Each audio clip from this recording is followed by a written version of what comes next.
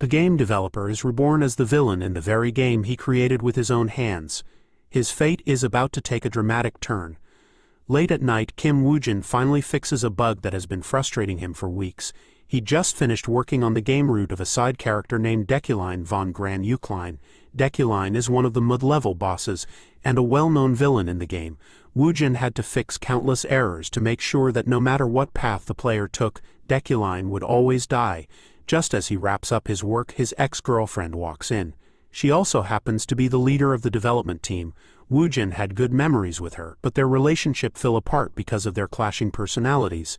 He was lazy and always procrastinated, while she was a workaholic. Her ambition even helped him improve himself. But in the end, they still broke up. 6 months later, he heard she had found someone new. As she watches him work on Deculein, she casually drops a shocking fact. Deculein's character design was based on Woojin himself. Even Deculein's personality and abilities closely matched Woojin's own. Before he can react, her new boyfriend arrives to pick her up, so she leaves. Now it's almost 2 a.m., and Woojin keeps testing Deculein over and over to make sure everything works perfectly. He doesn't like the idea that Deculein resembles him. In the game's story, Deculein was called a magical genius as a child and put on a pedestal. But in reality he was just average. His arrogance and noble background made him develop an awful personality. He was so twisted that calling him human would be generous. As the game progresses, Deculein gets stronger, but he is always surrounded by people who hate him. Woojin decides to add a unique trait to Deculein, something that would set him apart.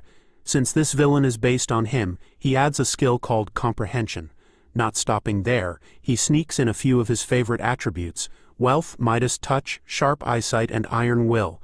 After giving Deculein all these powerful traits, Woojin realizes he might have overdone it. Worried about breaking the game, he quickly decides to reset Deculein back to normal. The last thing he wants is another bug right before the game's release. But just as he's about to fix it, he gets a text from someone telling him to look outside. When he does, he sees a huge hole in the sky. The last thing he remembers is a bolt of lightning striking down toward him. In the next moment, he wakes up inside the game world he created. Several days have already passed since he became Deculein, a man destined to die no matter what. Just then, Deculein's sister suddenly bursts into the room and scolds him for being lazy instead of doing his job as a respected professor. She's frustrated that he's hiding in his room because of a woman. She throws a stack of documents in front of him, papers he's supposed to deal with, then leaves in an annoyed mood. Before leaving, she warns him to get serious. She won't let him ruin the family's reputation. At first, Woojin thought this was just a weird dream, but as days went by, everything felt too real to ignore. He had to accept the truth. He still doesn't know if this is some kind of afterlife, since he remembers dying from that lightning strike. Whatever the case, one thing is clear. He has now literally become the villain in the game he once created. Deculein von Grahan-Yukline, if you don't remember, let me remind you, is the mid-level boss in the game. No matter what path the player chooses, he is the main cause of problems and the final enemy for everyone. He has caused pain to countless characters. Another thing that worries Woojin is that he has no idea where he is in the story. The only thing he knows for sure is how much mana he has. But he has no clue how fast it will run out. He's not exaggerating when he says that everyone, including himself, tested the game 1,000 times during development. And this character barely survived even once. Deculein was designed to die and serve his role as a middle boss. Woojin then looks at the documents that Deculein's sister threw at him before storming out. Her name is Yahello von Grahan-Yukline, Deculein's half-sister. Right now, she's leading the Yukline family in his place. However, Deculein and Yahello don't have a normal sibling relationship. Deculein also has a fiancée named Julie. Since Yahello spoke about her in such a bad tone, Woojin assumes something must have happened between them. The document in his hand turns out to be a contract. It seems that Deculein has already signed up as a professor at Impartial University. His job is to teach basic magic and mana control. Looks like he has no choice. He'll have to go to the university and give lectures. While he has no teaching experience, this is a good chance for him to step outside and learn more about the world he's now stuck in. Suddenly, a system notification appears in front of him, blinking. It says that his main survival goal is to become important to the game. As for a side quest, he has to deliver a lecture at the university. If he completes it, he'll earn 0.5 store currency. He remembers that there are game routes where Deculein dies because of Yahello's actions. To avoid that, he decides to complete his current mission. Besides, store currency will be essential for his survival. He's not exactly sure what topic he needs to teach, but he's not too worried. After all, before he got transported into the game, he gave Deculein the skill of perfect comprehension. This ability lets him understand anything as long as he has enough mana to activate it. As he changes into formal clothes, he realizes how different this place is from where he used to live. Yet he moves around naturally, as if he has always been Deculein. Normally he would feel awkward wearing such fancy clothes, but now they feel elegant and comfortable. This is because of Deculein's traits: intimidation, dignity, and a strong sense of style. It's almost as if Deculein himself is allowing him to take full control of this body. Woojin doesn't even feel the urge to say anything rude. The strict formality that once felt stiff now feels natural. His main goal is to gather information, but as he walks to his first lecture, everything feels normal, as if he truly belongs here. He can sense himself fitting into the role of a noble, one of the elite members of society. This is completely different from the life he used to have. Kim Woojin was just an average guy from South Korea, nothing special, lazy, and even dumped by a girl. But now, as Deculein, he wants to play the part of a noble properly. As he gets into his car, he remembers that he has never been inside such a luxurious vehicle before. Thinking about fancy cars reminds him of his ex-girlfriend's new boyfriend, who had one just to show off. Suddenly, he notices a young boy sitting next to him. When the boy realizes Deculein has arrived, he hurriedly greets him and hands over some documents. Seeing this, Deculein wonders if this boy is his assistant or secretary. When Deculein asks for his name, the boy looks startled, especially since he has been working for him for 3 years. Deculein then realizes that the document isn't lecture material but a script for him to read. It contains every detail he needs for the lecture. He isn't surprised. Deculein would never prepare his own materials. He is too proud and unskilled for that, meaning this boy must have done all the work. Feeling grateful, Woojin decides to say a few words of appreciation. The boy looks shocked to receive a compliment. Even the driver seems surprised to hear his master say something nice. But Woojin immediately feels a strange reaction from Deculein's body. It's as if complimenting someone physically makes him sick. This only makes Woojin wonder how horrible of a person Deculein really was. He had felt the same sick feeling earlier when leaving the manor. It seems like Deculein's consciousness is trying to fight back against him. After a short ride, they arrive at Imperial University, a lively and busy place. Now his next task is to find Roteo Hall, as mentioned in the documents. Once they reach the lecture hall, the students are already seated. Surprisingly, they look eager to attend Professor Deculein's lecture. People say Deculein is a master at understanding spells, a skill that made him a child prodigy when he was young. When he finally arrives in class, he gets everyone's attention and introduces himself as Deculein von Grahan-Yukline. He is the head professor of the Magic Tower at the university and will be leading this class. After the introduction, he starts his lecture. The female students can't take their eyes off him. They admire his good looks and strong presence. But one girl in the class does not feel the same way. To her, Deculein is nothing but an enemy. Someone she hates with all her heart. Her hatred comes from the past. Almost 3 years ago, her father took his own life. He had spent years researching spell interpretation. But one day someone stole his work. Devastated, he lost all hope and ended his life. The person who took everything from him was none other than Deculein, the so-called genius of spell interpretation. After losing her father, she was helpless. She lost her home, her family's land, and everything else. Left with nothing, she became an orphan. But she did not give up. She swore to take revenge on Deculein. To do that, she worked hard and got into the Empire's Royal University, where Deculein teaches. While other students admire him, she knows the truth. His success is built on lies. Everything he claims to have achieved actually belonged to her father. Seeing him in a position that should have been her father's makes her blood boil. But she knows she must be patient. If she wants revenge, she must plan carefully. Deculein speaks again, reminding everyone that he is the head professor of the Magic Tower and a powerful archmage who controls the elements. He then continues his lecture. He begins by explaining the basics of magic. He talks about 3 major attributes and 9 types of magic. Attributes are the source of magic, while elements are the materials that form objects. The 9 types of magic are summoning, spirit magic, destruction, support, enchantment, manipulation, ductility, bewitchment, and harmony. As he teaches, Woojin realizes something surprising. This job is much easier than he expected. It is his first time teaching, and he does not know much about magic theory, but even though he is just reading from a script, he understands everything perfectly. Not only that, but Deculain's natural presence and confidence keep the students completely focused on him. Even the usual strict expectations of a professor, like keeping the students engaged and making eye contact, feel effortless for him. Maybe the Deculein of today truly has the qualities of a great teacher. We return to the lecture, where the topic is how mana works differently, based on where it is stored in the body. Usually, mages keep mana in their heads because it helps them imagine spells more easily. Knights store mana in their hearts, allowing them to release it through their blood vessels. Then there's the inner core, which mixes both internal and external mana, making it the most effective way to store mana. Simply put, hard work matters, but if someone lacks talent, they must pick a path and stick to it. Speaking of talent, Woojin thinks about Deculein and realizes that his skills aren't that outstanding either. His current mana is about 3,500. To put that in perspective, some mages have a mana capacity of 30,000. Because of this, Woojin finds it ironic that Deculein is teaching students something he should be applying to himself. He finishes the lecture, but there's one last sentence he hesitates to say. If this were the original Deculein, he wouldn't have said it. That sentence is, "Does anyone have any questions?" The students seem to have paid close attention, and no one appears to have any doubts about the lesson. Deculein feels relieved that no one speaks up, but just as he thinks he's in the clear, a student who holds a grudge against him stands up.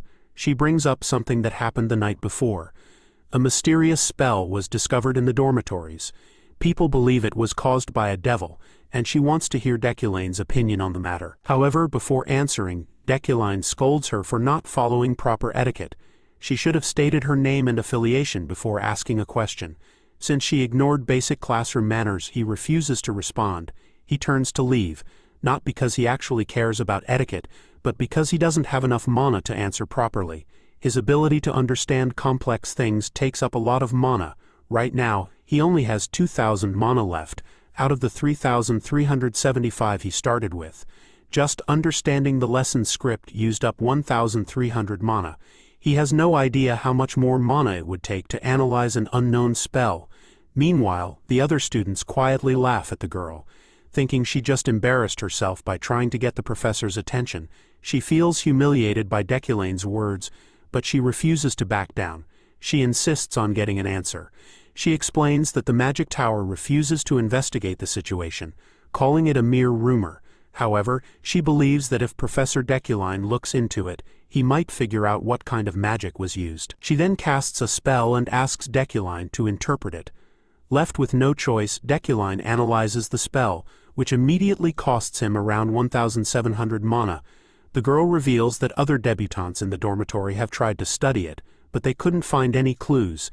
Now she hopes Deculein can at least take a quick look at it. Without hesitation, Deculein says it's barrier magic, and his quick response surprises her. He explains further that it's a bewitchment-type barrier spell, meaning the person who cast it wanted to trap everyone in the dormitory. After answering her question, he tells her to stop asking more since the side quest is already finished. Then he collects the reward currency he was promised. The scene shifts to the university's magic tower cafeteria, where a girl is eating without caring about table manners. Her name is Ephorine. She had asked the question earlier to prove that Deculain's spell interpretation skills were fake, but instead she embarrassed herself. The humiliation was unbearable. Even now, she still believes that Deculein didn't actually know what he was talking about, and just said whatever came to mind. You see, bewitchment magic is extremely complex, and most spells need specific conditions.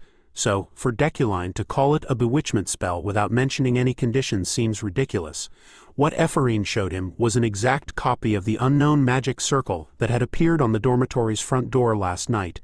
At first, everyone was shocked by the mysterious spell, but soon it became something the new students studied. Because of that, she was sure Deculein was just making things up when he said it was a bewitchment spell.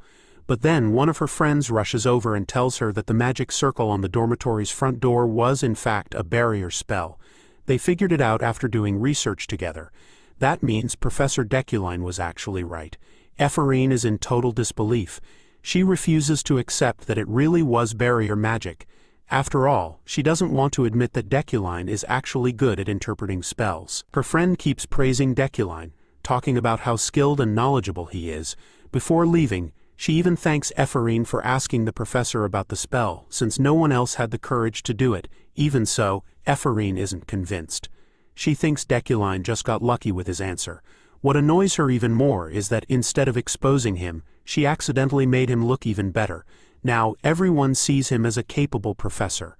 Frustrated, she starts reading a document about Deculein's achievements. She wants to learn everything she can about him. After all, there's a famous saying, "If you know your enemy and yourself, you will never be defeated." She makes up her mind. If she has to deal with that arrogant jerk every day, she'll find a way to expose him and completely ruin his reputation.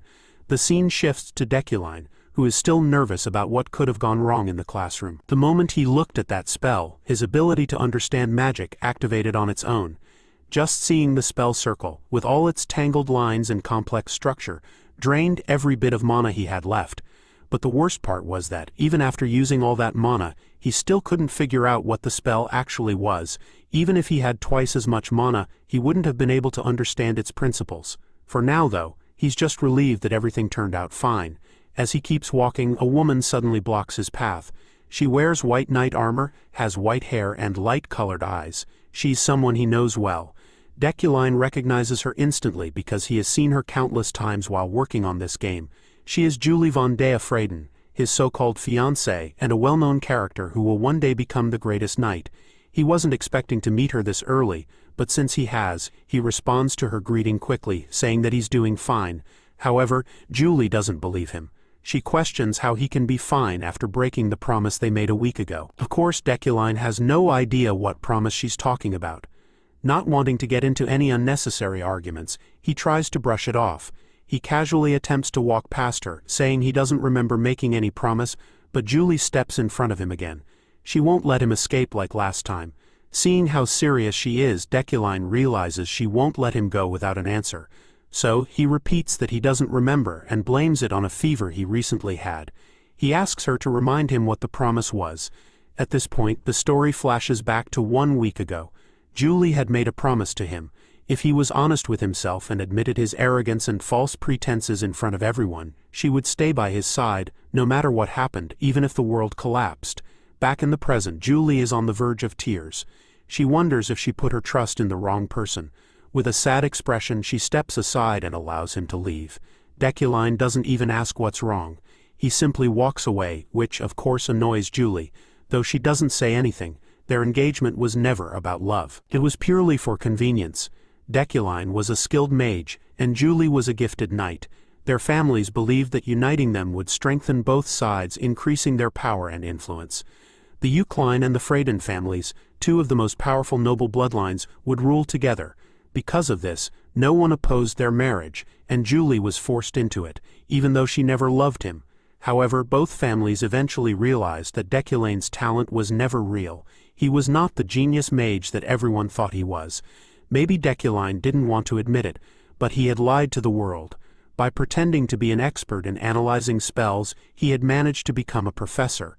There were even news headlines saying that the youngest top professor at the Magic Tower was losing his reputation.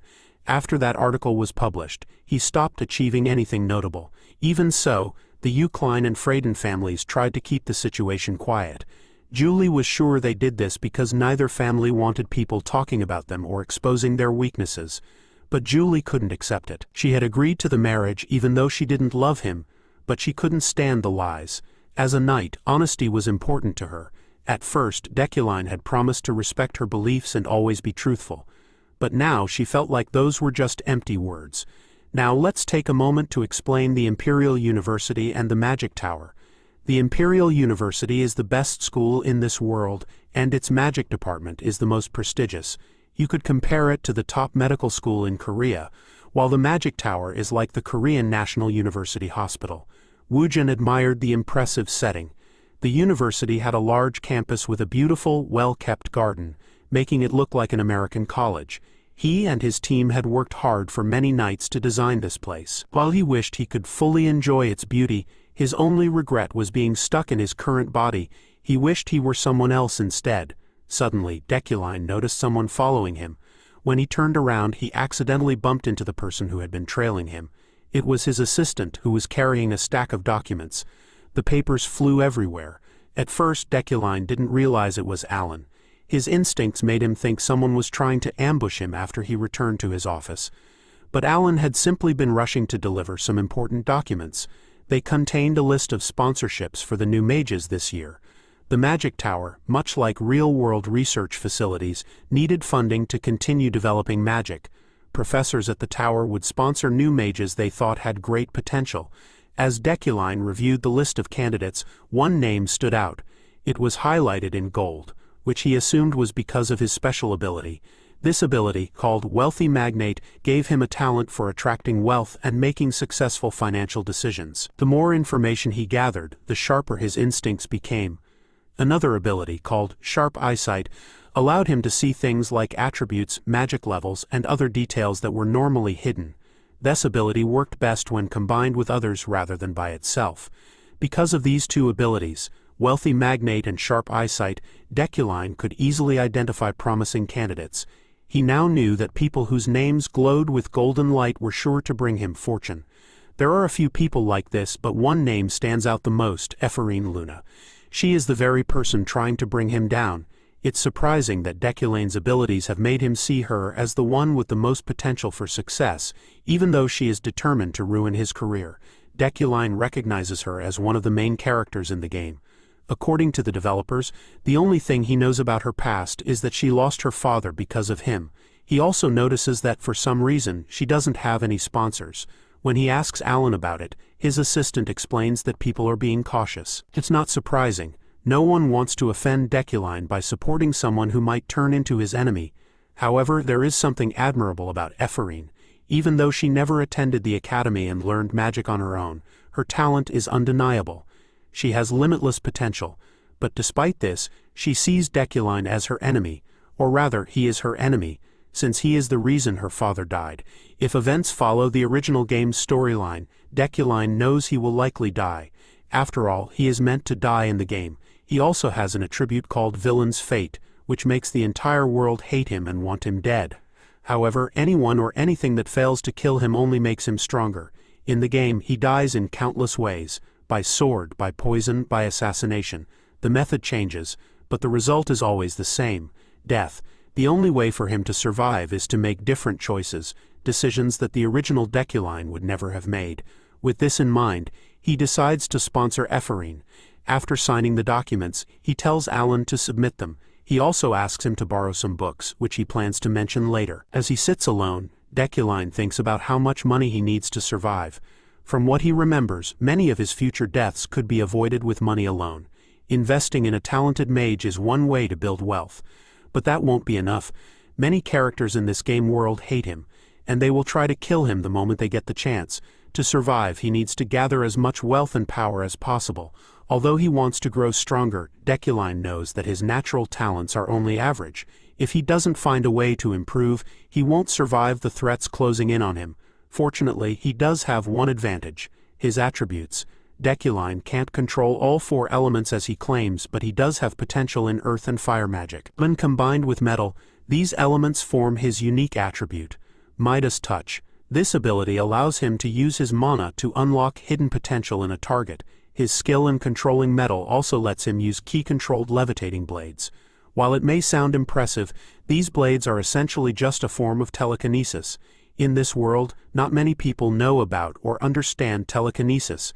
Deculein realizes that if he learns basic manipulation magic, he can make up for his lack of raw power by controlling metal objects. To do this, he first needs to master the basics of manipulation magic. So, he decides to test his abilities. As soon as he activates his comprehension skill, he absorbs all the concepts and spells related to basic telekinesis from the book. Once he has taken in the knowledge, he tests his new ability on a pen. The pen immediately floats into the air. Because of his memorization attribute, Deculein can use telekinesis without saying a spell. Even though the telekinesis he just learned is only at a beginner level, it is already quite strong. He can't even imagine how powerful it will be once he learns more advanced techniques. Next, Deculein starts thinking about how to use magic circles. He considers engraving one across his entire body. In this world, the bigger a magic circle is, the stronger it becomes. So he decides to first understand his own body, not just his brain, but also his heart and inner core, by using his comprehend skill. Then he will engrave magic circles all over his body to strengthen his telekinesis. However, this process carries risks.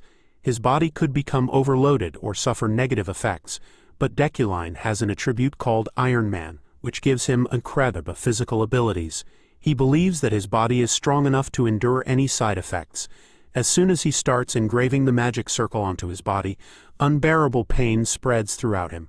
It feels like every bone is breaking and every muscle is being torn apart.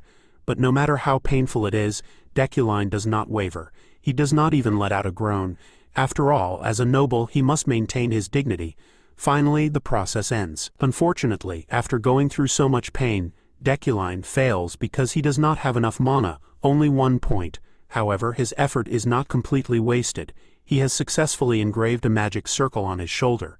At this pace, it will take about 2 weeks to cover his entire body.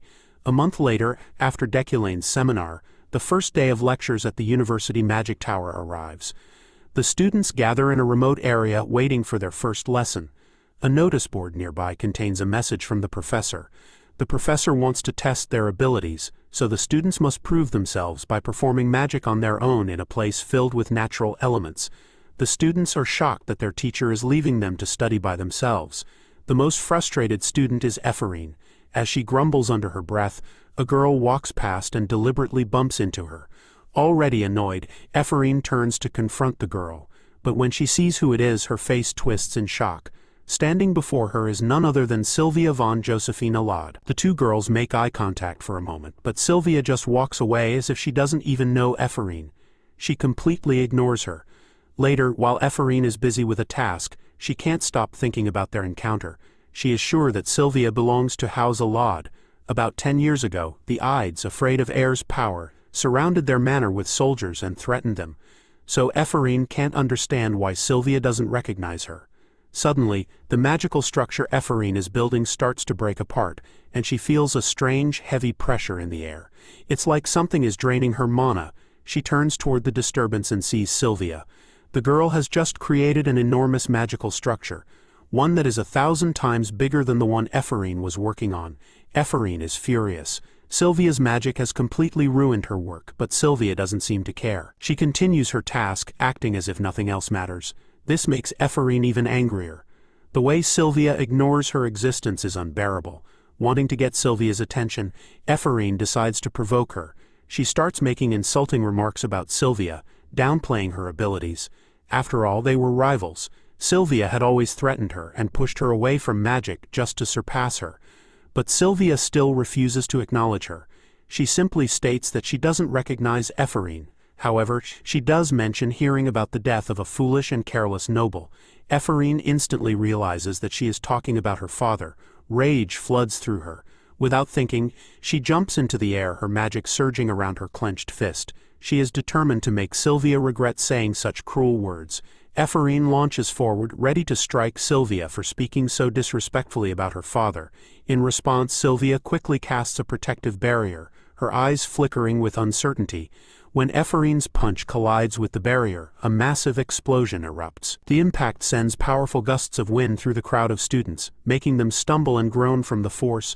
As the dust settles, Ephorine becomes visible, her left hand gripping Sylvia's head tightly. She shouts in fury, demanding how Sylvia dares to insult her deceased father. But as she keeps threatening Sylvia, something catches her attention. She turns her eyes behind them and realizes that a strange, dark light has appeared in the distance. The students start screaming in panic. Ephorine stares at the eerie light, trying to understand what she is seeing. Could it be a void? It's the exact spot where their mana clashed earlier. Now that clash has caused a rupture in space, and the void is swallowing everything around it. The students panic even more when they realize the void could explode. They try to run away, knowing how dangerous the situation is. Even Ephorine understands the risk. If the void explodes, sharp metal pieces will fly everywhere, and everyone could die. The black ball keeps consuming everything around it. Ephorine does her best to stop it with her magic. Then suddenly, everything goes silent. She can't hear or feel the void anymore, as if it has stopped on its own. When she opens her eyes, she sees a tall man in elegant noble clothing standing before them. It's their professor, Deculein. He has just saved their lives. His sudden appearance is shocking, but even more shocking is how he stopped the flying metal fragments instantly with ice magic. Deculein leaves his students speechless when he controls the frozen fragments using telekinesis. The way he handles the magic is beautiful, leaving a deep impression on the students. Ephorine understands how enchantment magic works, but even she is mesmerized by how he uses it so effortlessly. With the shards under control, Deculein speaks, signaling the end of the lesson. He glares at Sylvia and Ephorine before telling the students to leave. Except for the ones responsible for the incident, Ephorine's face says it all. She knows she's in trouble. The scene shifts to the interrogation room. Deculein is waiting for the other professors, Relon and Retlon, who teach spirit studies and support studies. A woman sits next to Deculein, the university's chairwoman, Adeline Sigilian. Once all the professors are seated, they turn their attention to the student who dared to attack a noble from the Alad family. Ephorine is treated like a nobody because of her nameless background. The professors look down on her, seeing her as unimportant. However, thanks to Deculein's intervention, the situation didn't get worse, and the professors are impressed by how he handled it. Deculein thinks about how the meeting will turn out. He knows that in the university's eyes, the noble girl will be seen as the victim, while Ephorine, a fallen noble and commoner, will be seen as the villain. He feels the need to step in and change their perspective. Since the moment he met Ephorine, he noticed something unusual about her. He could see traces of scarlet energy leaking from her body. To someone like him, a villain, this was obvious. It's called the villain's fate, when the world itself wants you to die. He knows trouble is coming, and if he doesn't take control of the situation soon, his own death will get closer. The official meeting begins to decide Ephorine and Sylvia's punishment. The first to speak is Ran, who yells at Ephorine for starting a reckless fight and endangering the other students. If Deculein hadn't stepped in, things could have ended in disaster. Ephorine, feeling hopeless, says she can't explain why she attacked. Her vague answer upsets the teachers, but she's only focused on keeping her true reason hidden so that her target, the despicable Professor Deculein, doesn't find out she's after him. Sylvia's sharp words keep replaying in her mind, but even if they are true, she can't say anything in front of the one person she wants to take down. That's why she's willing to endure this pain and discomfort. Her long-term plan depends on it. Relon shouts at her again, asking if she has an inferiority complex. He reminds her of their difference in status. He's a noble, and she's just a commoner. Then it's Sylvia's turn to speak. She also tries to cover up the real issue, claiming that she accidentally ruined Ephorine's work, which led to an argument. This makes her seem innocent in front of the disciplinary committee, making it even harder to justify Ephorine's attack. The professors keep questioning Ephorine, suggesting she has anger management problems. Relon even demands that she be expelled instead of just receiving a warning. With no one defending her, Ephorine feels completely alone. Everyone sees her as the guilty one, and she takes every insult and scolding in silence. She has no way to fight back. With her father gone, she has no support. It feels like the whole world has turned against her. She blames Deculein, using him as an excuse for her own actions, reacting like a child. Finally, Adeline speaks. She says that all the professors seem to agree on the situation, then asks to hear Deculein's opinion. As Deculein begins to speak, Ephorine feels like her life is over. She's sure she's about to be expelled, but then something shocking happens. Instead of putting all the blame on Ephorine, Deculein points the finger at Sylvia too, saying she also played a role in what happened. Both students are stunned. Deculein presses the issue, and Ephorine is too shocked to respond. Even Relon, who looked down on Ephorine as just a worthless commoner, is struggling to process Deculein's words.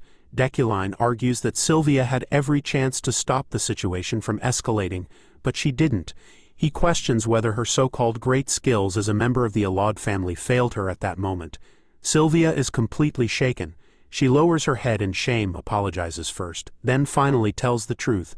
She didn't stop Ephorine on purpose. She wanted Ephorine to get in trouble.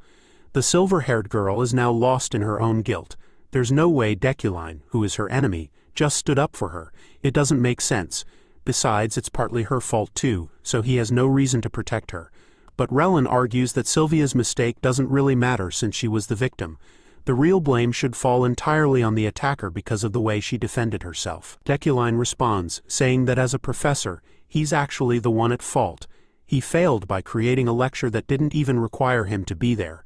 Maybe he should be the one taking the blame instead. His unexpected comment catches Professor Relin off guard, even though he's still on Sylvia's side. Meanwhile, Ephorine is stunned. She can't believe Deculein is going this far, crushing another professor in an argument just to save her. It's completely absurd that he's protecting her this much. After hearing everything, the chairwoman makes her decision. She doesn't think it's a big deal. To her, it's normal for students to have conflicts as they grow up. Because of that, she's willing to let this go without any punishment. Adeline tells both students to go home since there won't be any consequences this time. Ephorine has mixed feelings. She was ready to face expulsion, and knowing Deculein's personality, that's how things should have ended. So she can't understand how it turned out like this. After the meeting, Relin compliments Deculein's unique way of analyzing situations. But Deculein isn't focused on him. Instead, he turns his attention to Ephorine, who has gathered her courage to ask him a question. She wonders if he remembers the name Luna, and if he recalls what he did to her father. Deculein had put her father through unbearable suffering, pushing him to take his own life to escape the pain. Being someone who always sees things coming, Deculein had already expected Ephorine to approach him. She is determined to get an answer from him. She also wonders if he might try to overturn the meeting's verdict just to protect himself. But what scares her even more is the thought that he might not even remember mistreating her father. That would make everything even worse. To her surprise, Deculein simply tells her not to dwell on the past. He says it will only hold her back from growing. With that, he walks away, leaving Ephorine to think. She comes to a realization. He must remember her father. If he didn't, he wouldn't have helped her just now. She starts to believe that maybe he feels responsible for what happened, which is why he stepped in to protect her. Ephorine mistakes his actions for pity, but the thought makes her happy.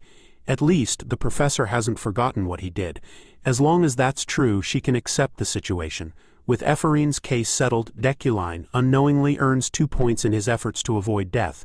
In the next scene, Sylvia explains everything to her father, Gilthian von Ludwig-Alad, the head of the Alad family and an Esper mage. He acknowledges that Ephorine Luna, a talented student, already lost her chance to become a great mage 10 years ago during the aptitude exam. That was the first time the two girls met.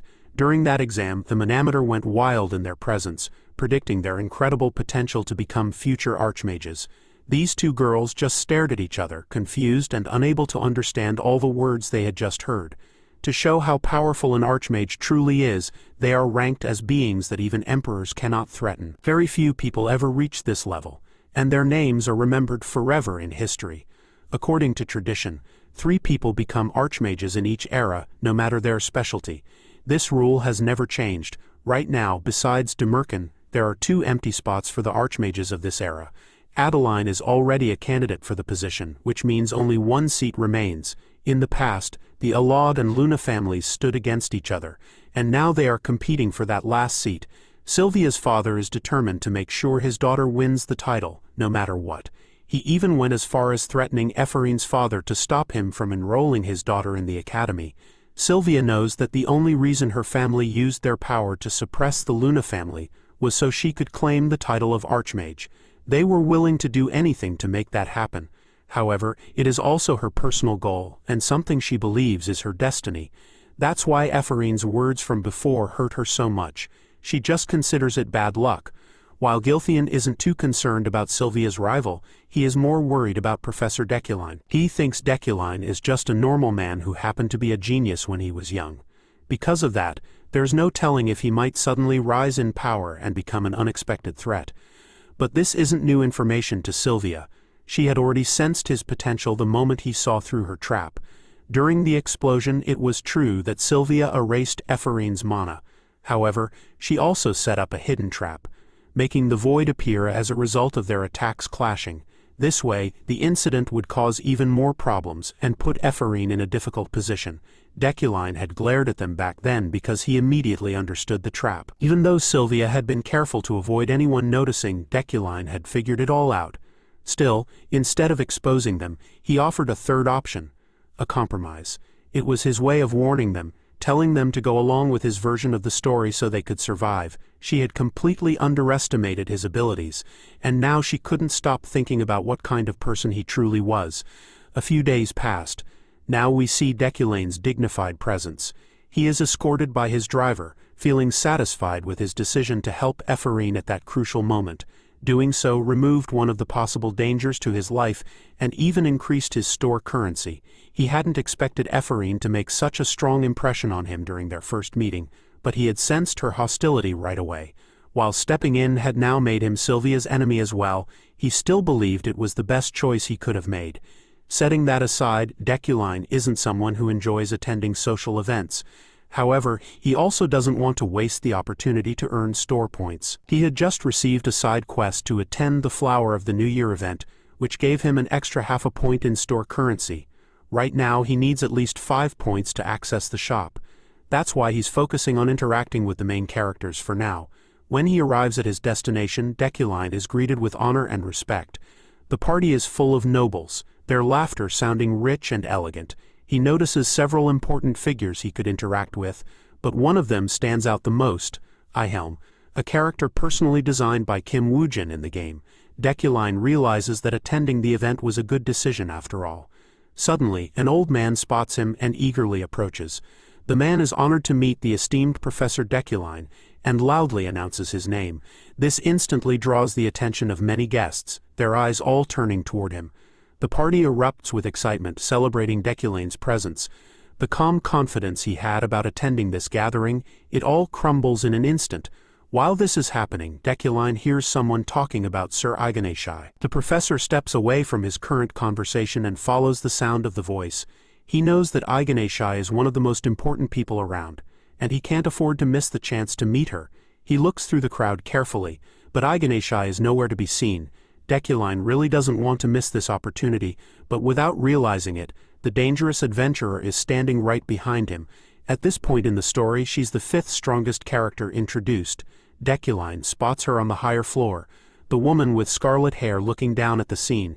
He quickens his steps to reach her, but Yahello stops him at the worst time. Let's talk a bit more about Yahello. He's a royal palace mage, ranked as a monarch, which is equal to Deculain's title. Yahello teases Deculein. Surprised that the great professor still remembers his name, he wants to talk about Deculain's research and immediately brings up some bad rumors. Yahello points out that Deculain's research has been stuck for the past 3 years, and many people are now doubting Deculain's real skills and abilities. This bold man is speaking directly to him. It just so happens that Yahello was Deculain's classmate in university. They used to be close, but after Deculein became head professor, Yahello's jealousy grew stronger and more hostile over time. Though the original character might have been upset by Yahello's rude comments, Deculein stays calm and doesn't let his emotions take over. Also, since the rumors are true, he's not bothered by them. Deculein suddenly notices that Iganeshai is no longer where she was. He really wanted to achieve one goal for the day, but now it's ruined because of this loudmouth who still keeps talking. Annoyed, Deculein walks past him and mutters a curse, calling him a piece of rotten cheese. I like that insult so much that I'll start using it as his nickname from now on. Rotten Cheese is left confused by the comment. The calm professor says nothing else and quickly moves on to find Iganeshai, worried that she might leave before he can speak with her. His plan is falling apart. His sudden departure from the event makes a lot of people wonder where he went. Deculein really wanted to deal with Rotten Cheese right then and there, but he couldn't because of the people around them. To his surprise, Iganeshai calls his name. She's standing right next to him. She asks if he was looking for her. It's true that Deculein found her unexpectedly, having escaped from the fools at the event. Still, her reaction makes him wonder if they've met before. The Scarlet Adventurer laughs when he admits he just got lost. Iganeshai calls him out on his little lie, knowing he was looking for her. She apologizes for messing up their earlier mission and asks him to forget about it. Now it's clear that they have worked together before, on commissions. The adventurer apologizes again for failing to recruit a talented child under his care.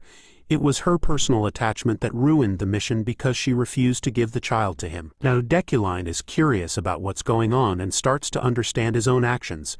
He had planned to use a talented child to do the research for him and keep his reputation intact. Iganeshai then asks him a question. She gently asks how long he plans to keep pretending and stay the way he is. Her careful choice of words makes him think.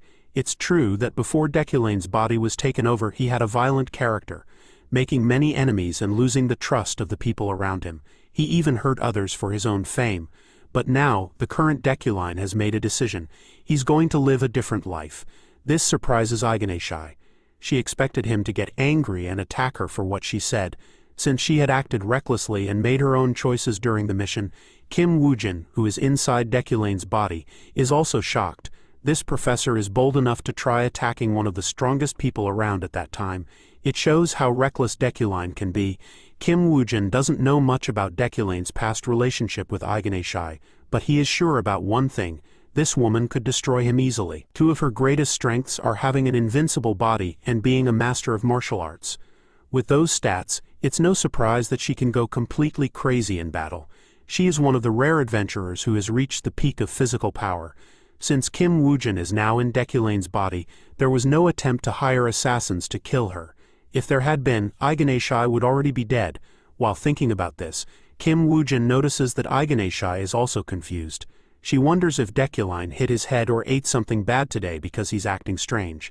Deculein has already accomplished what he wanted today, so he quickly tries to end the conversation. Aganeshai is shocked and wonders if it's really true that he won't send anyone after her. Before leaving, Deculein turns back to her one last time and calmly says that it would be beneath him to do that. She is so shocked that she can't even speak.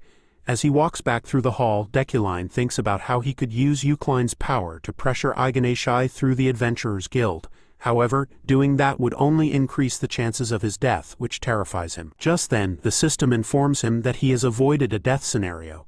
He was not expecting to be killed tonight, but this proves that his conversation with Aganeshai could have ended in a very, very bad way. Even at a simple social event he is constantly facing death. Poor guy. The scene shifts to Rayleigh, an adventurer related to Julie, a skilled knight. Rayleigh looks frustrated, clearly in a bad mood. She soon realizes what's bothering her, and boldly asks if Julie has made any progress with her fiancé. Just hearing this makes Julie fidget nervously. Rayleigh clarifies that she's talking about Professor Deculein, and mentions that there have been rumors about him, remembering how annoying he was when they met. Julie doesn't hide her frustration and admits out loud that their relationship is falling apart. Meanwhile, the man himself, Deculein, appears just as he is leaving. He sees Julie but keeps walking even though he usually enjoys social events. He doesn't even glance at his fiancée, making people wonder if his relationship with Julie is really that bad. This only fuels more rumors about him. Deculein leaving the gathering event early made people curious. Many believed it was because he had a fight with Julie, but even Kim Woojin, the game developer, never expected things to turn out this way. A week has passed since Deculein attended the social gathering. During this time he has been working hard. His muscles show the results of his efforts as he does pull-ups. In addition to his usual memorization and telekinesis training, he started working out to build stamina. The reason? A few days ago, he almost died while experimenting with something dangerous. He was left lying on the floor, coughing up blood in a terrible state. Any normal mage would have died, but he survived thanks to his Iron Man attribute. After encountering Aganeshai, he tried to engrave fire control into his telekinesis. This would help with his metal manipulation, improving his magic without needing to learn additional spells. However, this method was reckless, even for him. The extreme strain on his body made him realize that he needed to train physically as well. That's how he started working out. After finishing his morning workout, it was time for class. The scene shifts to Professor Deculein's office, where Alan arrives with a message from the Magic Tower. The sender is someone of high rank. Deculein opens the message and learns that in 6 months, there will be an audit hearing about his research. They are asking him to prepare documents for the review. This is a problem. It means his research is under scrutiny for being delayed. In the game, Deculein is recognized as the head professor. Keeping this title is crucial. If he loses it, his chances of going back home will disappear forever. Right now, he plans to search his laboratory for anything useful. When Deculein enters the lab, it is in complete chaos, as if it had been attacked. It's clear that the place has been neglected. If he had been using it regularly, he wouldn't have let it get this bad. Among the mess, one particularly filthy spot stands out. It makes him wonder if something is hidden there. He isn't sure, but he decides to investigate. Using his telekinetic magic, he avoids touching the mess with his hands. Sifting through the trash, he finds a book and opens it. Deculein had encrypted his research to protect it from being stolen. However, he easily deciphers it using his comprehension skills. As he does, a golden light shines from the book, showing just how important his research is. Thanks to his wealthy magnate and sharp eyesight attributes, he instantly recognizes that this book holds great value. Even though the research was there, it wasn't complete. Many pages were missing, torn out, or left unfinished. But despite these flaws, it still shone brightly, showing how important it was. Suddenly, Deculein noticed a pendant with a picture of Ephorine Luna and her father inside. This helped him understand their connection. It turned out that her father had worked under him as a researcher. That was why the Luna family hated Professor Deculein. He had mistreated her father just to gain fame. Because of him, Ephorine had lived a harsh life.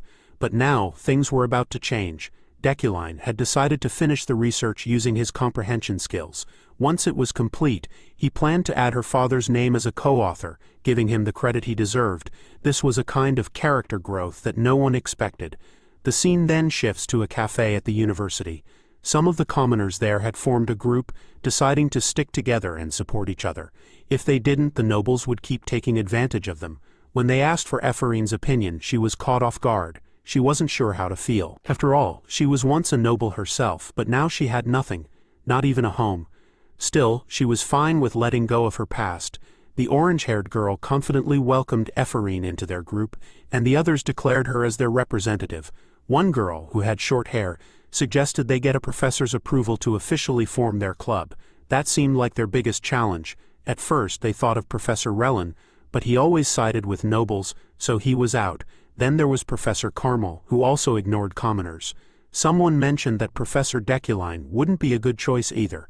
Meanwhile, Ephorine was too distracted by a delicious-looking strawberry dessert to pay much attention. But the orange-haired girl was confident. She insisted that they should ask Professor Deculein for help. The others hoped Ephorine would be the one to make the request, which shocked her since she never agreed to such a thing. One guy supported the idea, saying Deculein treated everyone the same. He looked down on them all, regardless of status. Since Deculein had let Ephorine off without punishment before, they assumed he had a soft spot for her. Ephorine quickly denied it. She was upset that the conversation had turned in this direction. She didn't want anything to do with Deculein. Refusing their request, she ran off. But the orange-haired girl chased after her, hoping to change her mind.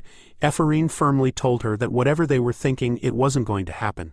Then Julia suddenly froze. Ephorine wondered why until she turned and saw him. Deculein. It felt like facing the devil himself. This was the worst possible timing.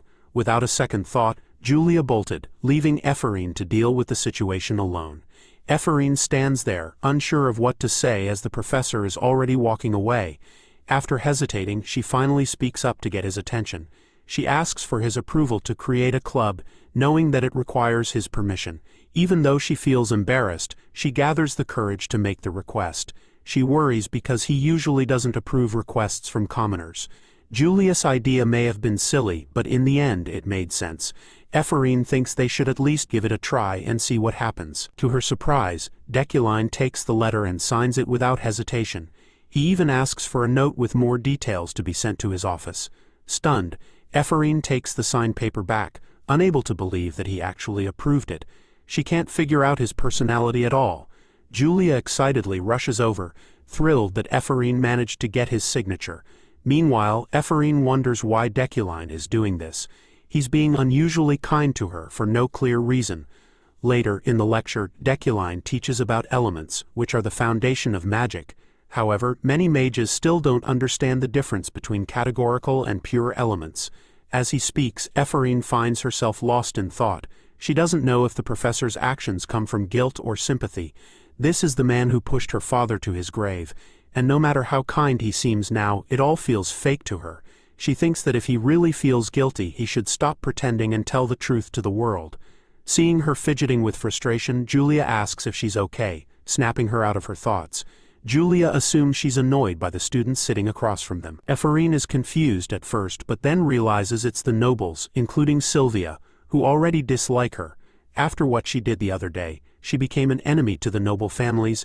She tells Julia it's fine and that she just wants to focus on the lecture. As Deculein continues teaching, he explains the importance of magic circles. However, Ephorine remembers that his lectures used to be different.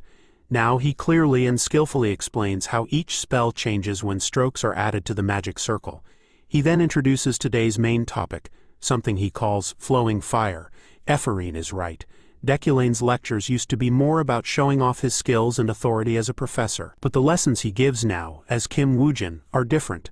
They reveal the beauty of magic and its deeper meaning. The students are shocked, even Sylvia, who had lost her childlike curiosity for magic because of her natural talent as a mage.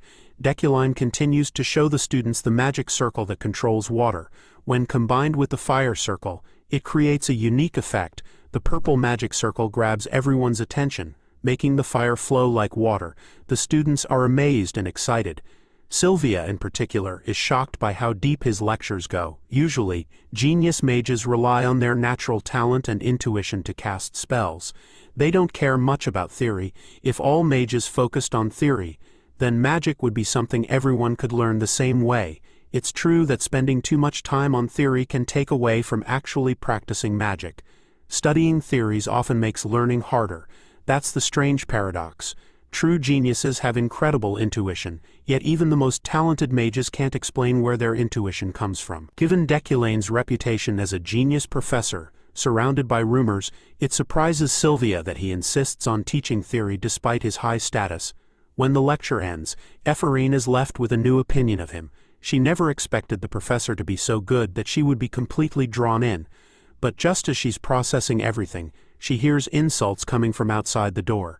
She immediately knows it's the annoying nobles who want to bully her. Ever since her conflict with Sylvia, things have only gotten worse. To her surprise, she notices a sponsorship certificate under her door. Her first thought is that it must be a prank. There's no way she got sponsored when everyone in House Alad hates her, but she still takes the document with her, thinking she can at least use it in a report. When she arrives at the Magical Administration office, she finds out the certificate is real. The receptionist confirms the seal, making her body jolt in shock. Ephraim's face lights up with joy. She can't contain her happiness. She even tugs at her own face, wondering if this is some kind of cruel dream. Then, feeling self-conscious, she nervously checks her surroundings, afraid that someone might have seen her reaction. She ducks under a table, terrified that people will find out she now owns 100,000 elm, an amount equal to 100 million won. She's so overwhelmed that she starts packing her things, thinking she needs to escape before something goes wrong. Even the staff members seem suspicious and give her curious looks. She panics so much that she ends up hitting her head on the table. That's when it finally sinks in. This isn't a dream. The whole situation feels absurd, and tears start to well up in her eyes. After being ignored for so long, her talents have finally been recognized. This fills her with new hope and determination to work harder for her future. Deculain's half-sister finds out that he's heading to the Shatsajewel auction. She gets really frustrated, remembering that he wasted 10 million elm just last year. She worries about how much money he's going to throw away this time. At the auction site, Deculein is looking for something valuable to buy. When he first started using telekinesis magic, he realized he needed a special kind of metal to make up for his weak abilities. Before, he had made a temporary fix using wood steel, but today he's here for the real deal. That's why he's waiting in the VIP room. While waiting, he notices someone familiar, his fiancée. He didn't expect to see her here. She sees him too, stands up angrily and walks toward him. Julie, the knight, is clearly irritated by his presence. It's like a girlfriend getting mad at her boyfriend for ignoring her. Julie brings up the incident with Sylvia and Ephraim, whom Deculein had detained to be judged by the committee. Since that happened a while ago, Deculein wonders why she's bringing it up now. He asks if she's planning to blame him for it. Julie, keeping a serious expression, criticizes him for crushing the dreams of young students with his harsh attitude. She strongly warns him not to repeat his past mistakes. Then she adds that this is her final piece of advice for him, implying that she's ready to break off their engagement. Deculein stays calm and understands her intention to end their relationship. But in truth, he actually prefers things this way. Even though Julie is beautiful, he never planned to marry someone over something so trivial, not even in a fake life. Plus, she's a walking red flag, full of dangerous possibilities that could lead to his death. If they were to marry, he might not even survive the wedding day. He stays silent as she turns to leave, but he wonders why she came here since she's not the type to attend auctions. Deciding to mess with her, he asks if she came all this way just to pick a fight with him. Julie, embarrassed, quickly denies it and says she's here looking for something. Deculein tells her to calm down since she went from zero to furious in an instant. She pouts in annoyance. As she walks away, Deculein finds himself thinking that her expression is kind of cute, for the first time ever. But right when he was reasoning how dangerous it would be to have her around, he suddenly feels a sharp, unexpected emotion. It's as if Kim Woojin is slowly being influenced by Deculein's emotions. Up until now, he had kept his personality under control. Just then, an announcement is made for all the visitors of the auction house. The auction is about to start. Deculein pushes away any unnecessary thoughts. Thinking it's just his body reacting, he focuses back on the auction. He waits patiently as the first item is revealed. A special vase made by a famous craftsman from the East. The vase is so extraordinary that golden light shines from it. The same kind of light he studied in his research papers. This glow proves to him that he must buy it. The auctioneer takes bids from several people until Deculein offers the highest bid, 2.5 million elm.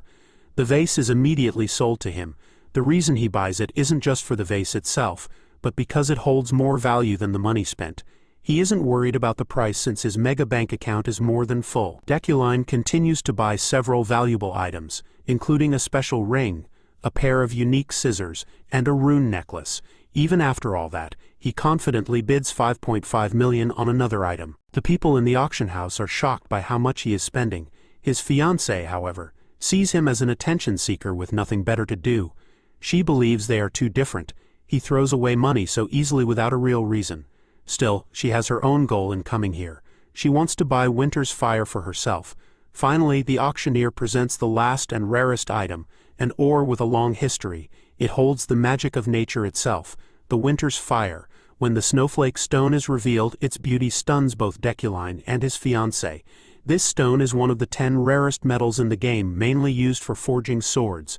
It is a paradox, containing both heat and cold energy. Only dragon bones are more valuable. Deculein wants it, but so does Julie. The bidding rises quickly, reaching 30 million elm. Julie is confident she will win, and smiles in excitement.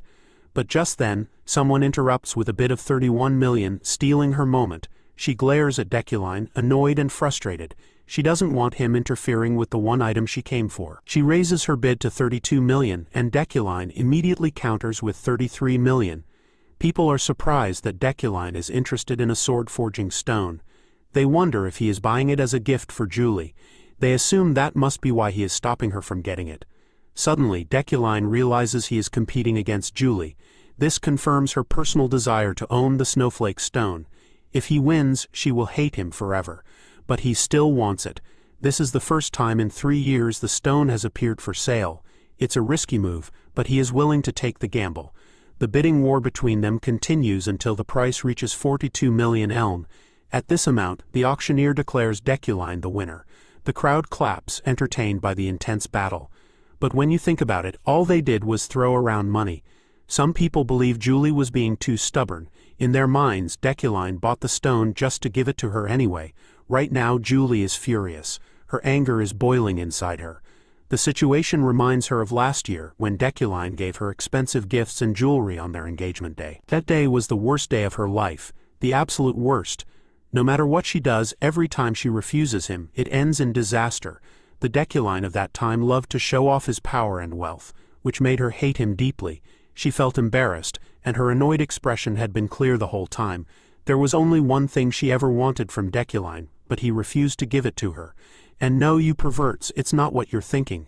As she left the room, she ended up ruining her own engagement day.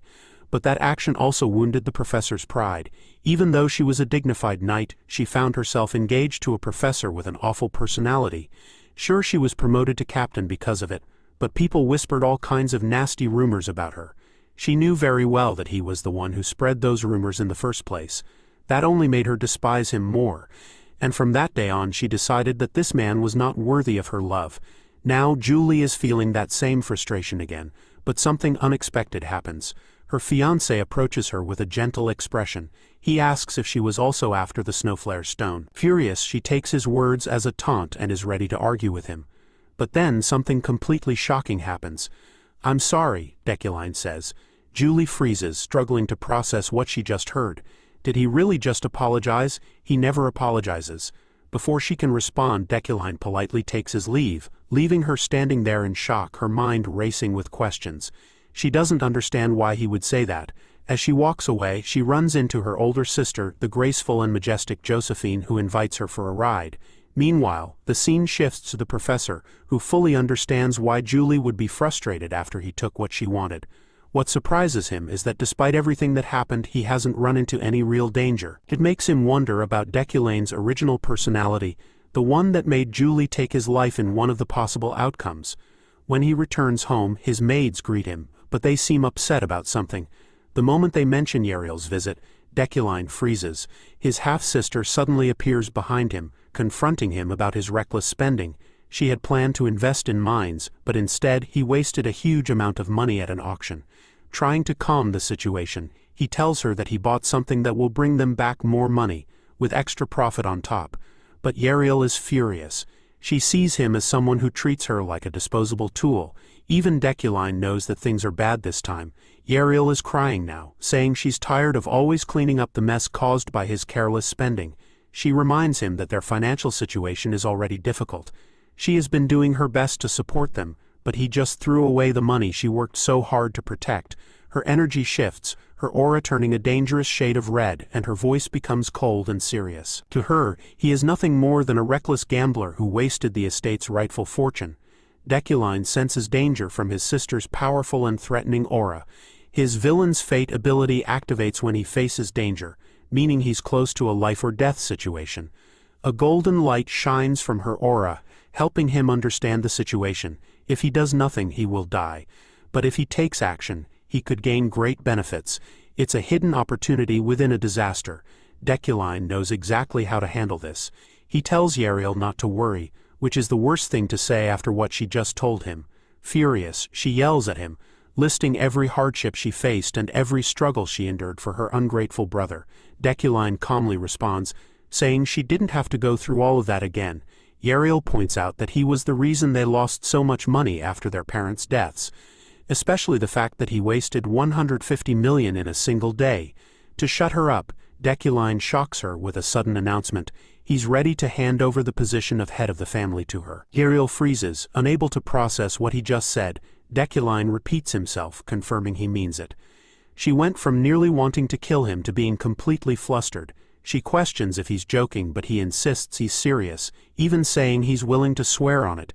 Yahello is stunned that he would risk taking such a dangerous oath, one that could kill him if he breaks it. She wonders if he hit his head on the way here. Deculein doesn't care if she doesn't believe him. Yahello eventually accepts, though she warns that if he dares to go back on his word, she'll make sure he regrets it. With that, she immediately leaves to fix his latest mess. With Yahello gone, Deculein feels relieved. He gains 2 points for avoiding a dangerous situation, and is thankful that nothing serious happened. He doesn't mind handing over the position, and thinks that at this rate his escape is near. Just then, Iganesha appears, surprising him. She comments that he truly seems determined to change and apologizes for dropping in unexpectedly. She just couldn't believe what she saw. Deculein brushes it off, saying Yahello would make a better head of the family than him anyway. However, Iganesha drops a shocking revelation. Yahello isn't actually related to the Yukline family by blood. This stuns Deculein. He already knew they weren't directly related, but he never imagined she had no connection to the bloodline at all. It wasn't even part of the original game's storyline. Seeing his reaction, Iganesha reminds him that he was the one who asked for this investigation in the first place. Even so, Deculein remains indifferent, saying it doesn't matter. Iganesha is surprised by his lack of reaction but agrees to keep it a secret. As she turns to leave, she shares another important piece of information. The 6 snakeheads have started making their move. They are the leaders of a powerful criminal organization, and each one of them has a bounty worth millions. Before leaping out the window, Iganesha gives Deculein a final warning. The 6 snakeheads are after the item he bought at the auction, and he should be more careful. It seems he's been neglecting his magical defenses. With that, she disappears into the night, leaving behind a white scarf. As for the truth about his sister, Deculein doesn't care. It doesn't change anything for him. After all, he isn't the real Deculein. And whether they are related by blood or not, he will always see her as family. Meanwhile in the forest, Iganesha and her men sit around a campfire, talking about how Deculane's behavior has changed recently. She seems pleased by his words, but one of her men teases her, saying she has always had a weakness for good-looking men, so her opinion is biased. Annoyed, Iganesha threatens to cut him into pieces. As the argument gets heated, Rayleigh, an adventurer and Julie's relative, shares her surprise at Deculane's softer side. Brushing herself off, Iganesha agrees and tells them they don't need to find a magic slave for Deculein anymore. She then suggests they head back and orders everyone to keep today's conversation a secret. With that, they use teleportation magic and vanish in a bright flash.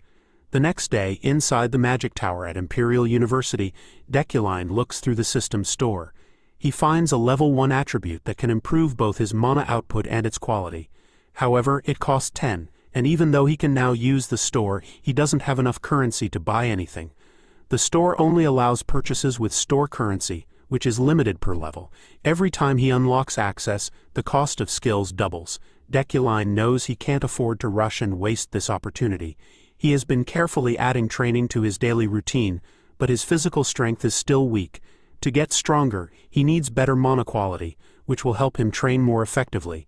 He is short by 4 store currency and needs to find a way to get them quickly. As he thinks about his next step, Alan arrives, looking worried. He hands Deculein the latest issue of Wizard Journal.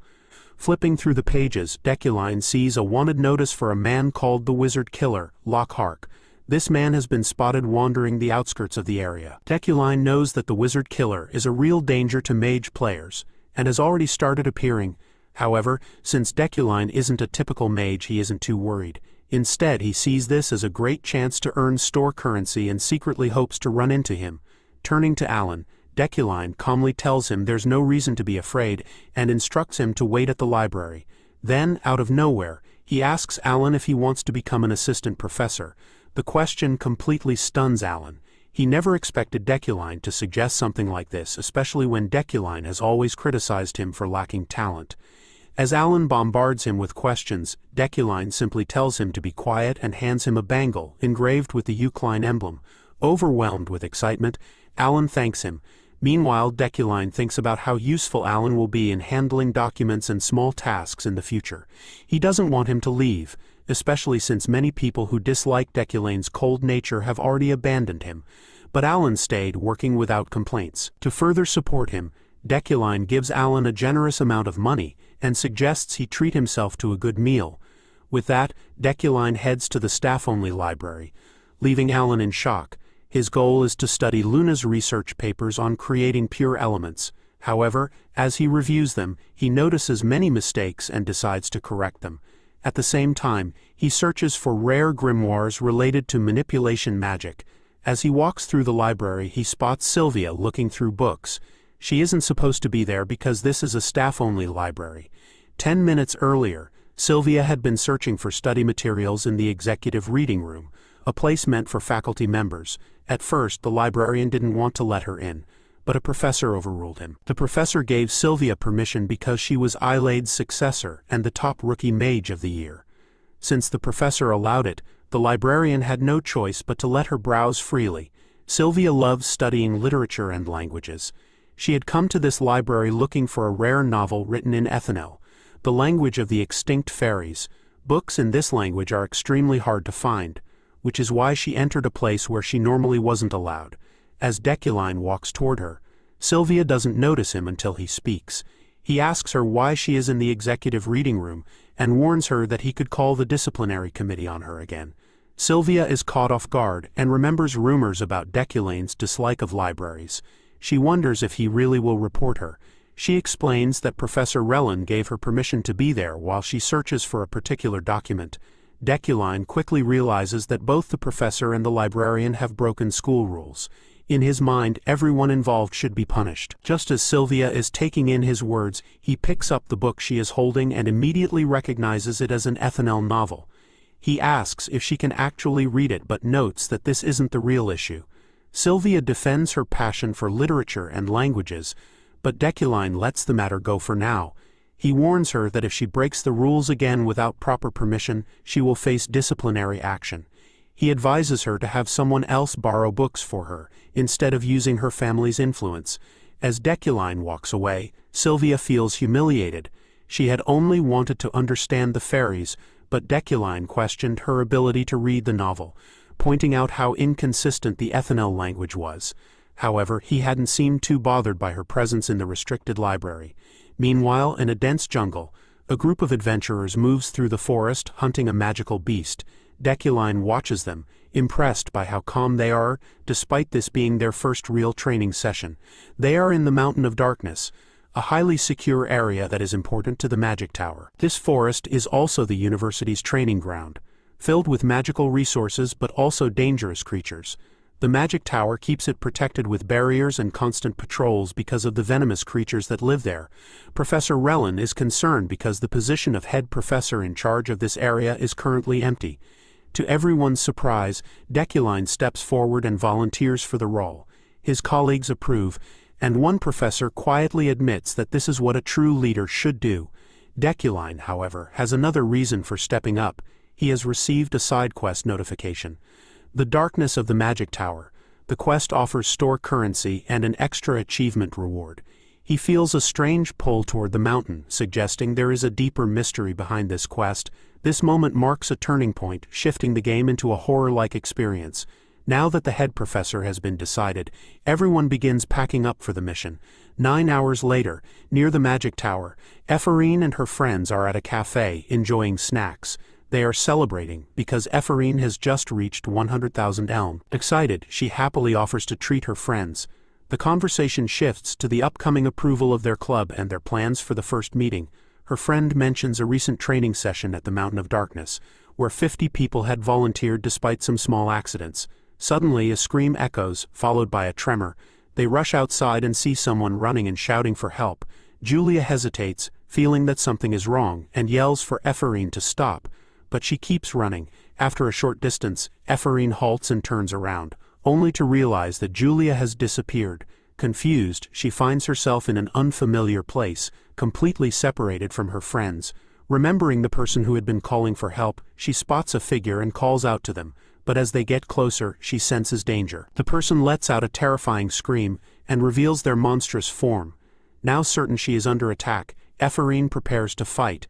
Just then, Deculein suddenly appears, startling her. She immediately accuses him of harming the woman and questions his authority to attack a civilian. However, Deculein remains calm and tells her to look more closely. As the illusion fades, it becomes clear that the figure is not a human but a demon. He explains that Sylvia had been trapped in an illusion spell, a common trick used by demons. Ephorine tries to interfere, but Deculein coldly tells her to stay out of it. The demon suddenly lunges at him, forcing Deculein to fight. Angry that it tried to escape, he attacks with overwhelming power. Observing the creature, he realizes that its main ability is illusion magic and notices a glowing core on its forehead. Thanks to his natural resistance to mental attacks, the demon's illusions have no effect on him. Deculein's rage rises, fueled by his Yukline bloodline, known for its exceptional strength in hunting demons. This ancient power purifies nearby mana, strengthens it, and increases the user's aggression. The legacy of the Yukline family, feared for their relentless hunt of demons, awakens within him. Fully embracing his instincts, Deculein vows to destroy the creature. The demon roars and charges at him with full force. Meanwhile, Deculein completes a side quest, earning store currency and officially defeating his first demon while unlocking the Yukline attribute. He calls the creature filthy before finishing it off.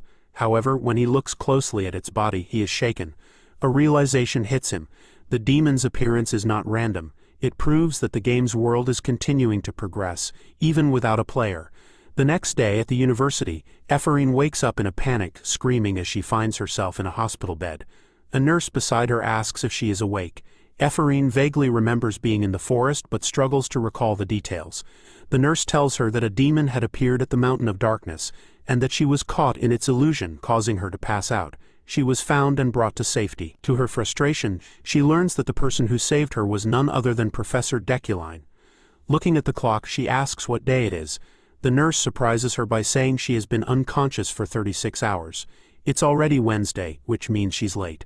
Seeing her two friends, Ephorine rushes to class and barely makes it in time. Her friend is relieved to see her and worried because she had visited the clinic while Ephorine was unresponsive. As they settle in, they learn that today's lesson will be special. Soon, Deculein enters with Alan, who is carrying a box. Ephraim wonders who Alan is. Without wasting time, Deculein introduces him as his teaching assistant. The students are shocked because Deculein has always taught alone. Some think being his assistant could be good for one's career, but with Deculein that seems unlikely. Ephraim remembers her father, who, despite being skilled, couldn't get a teaching assistant position even at 30. She wonders why Deculein suddenly decided to take a mage as an assistant. Deculein then announces that today's lesson will be based on experience. The students, including Sylvia, are given a 3-hour task, and a timer is set. As Ephraim starts her assignment, she keeps thinking about her father's inheritance.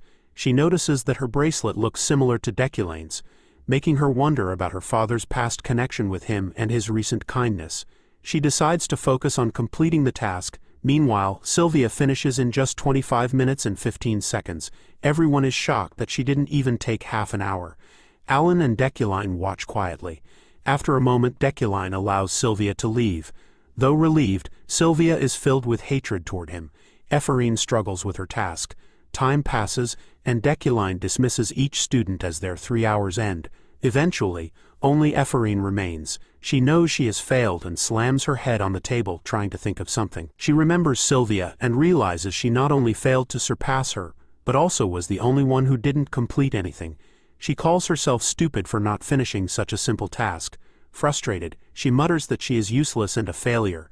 As she sinks into despair, she suddenly hears Deculein's voice. He tells her that 5 hours and 40 minutes have already passed and asks how much longer she will make him wait. Shocked, Ephraim looks up and realizes he is still there.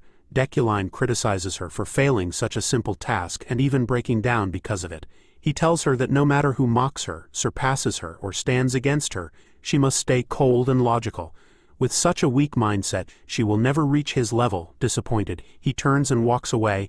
Ephraim sits there, stunned and miserable. The room is empty, and the clock keeps ticking. She slams the table in frustration, remembering Deculein's harsh words about trusting in her. She refuses to accept them. As her frustration grows, she repeats his words to herself. The green light bursts from her bracelet, surrounding her with energy fueled by her determination and anger. She declares that she will do it, no matter what. Meanwhile, Deculein thinks back on how he recently trained Ephraim. He put a lot of effort into teaching her, but he believes it was necessary. She needs to grow stronger for the challenges ahead.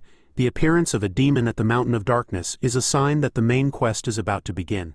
In the coming age of great evil, powerful people with strong morals will rise, including a much stronger Ephraim. Right now, she lacks mental strength and a true understanding of what it means to be a mage. However, Deculein expects her to overcome these weaknesses and become a powerful force, perhaps even strong enough to challenge him. But Deculein, who values self-reliance over destiny, is confident that he can stop that from happening. He refuses to let a newcomer surpass him. Ephraim leaves the classroom, pauses for a moment, then hurries to Deculein's office. She presents her completed magic assignment. Deculein notes that it took her exactly 6 hours and 25 minutes. Although she did not attend the academy and her skills still have flaws, he cannot deny that her work is impressive. It deserves first place. With this, a side quest is completed, rewarding store currency.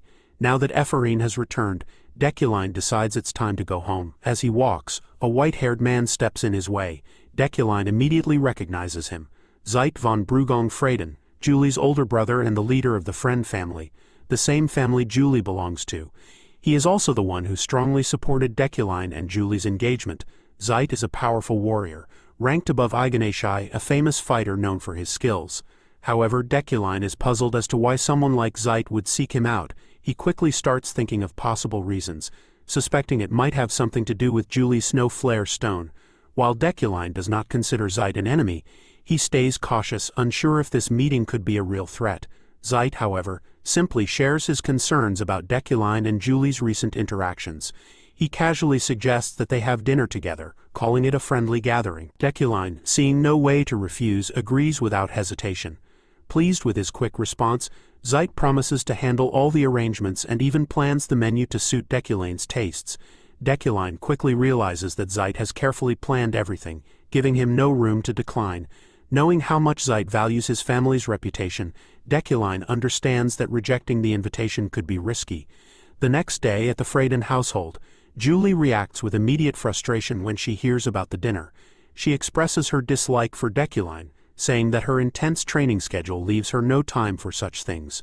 Zeit, however, brushes off her complaints, calling her reaction childish over something as unimportant as a snow flare stone. Julie feels annoyed as Zeit guesses that Deculein must have bought the rare metal which is usually used to make weapons just to give it to her. He goes even further, saying that if Deculein gave it to her as a gift, she would probably call off the engagement herself. Julie gets even more frustrated, but Zeit stays firm. His anger rising, he tells her to think carefully, reminding her that emotions have no place in political decisions. He then asks if she has any romantic feelings, pointing out that as far as he knows there are no men who love her. Julie immediately denies it, saying it's nothing like that.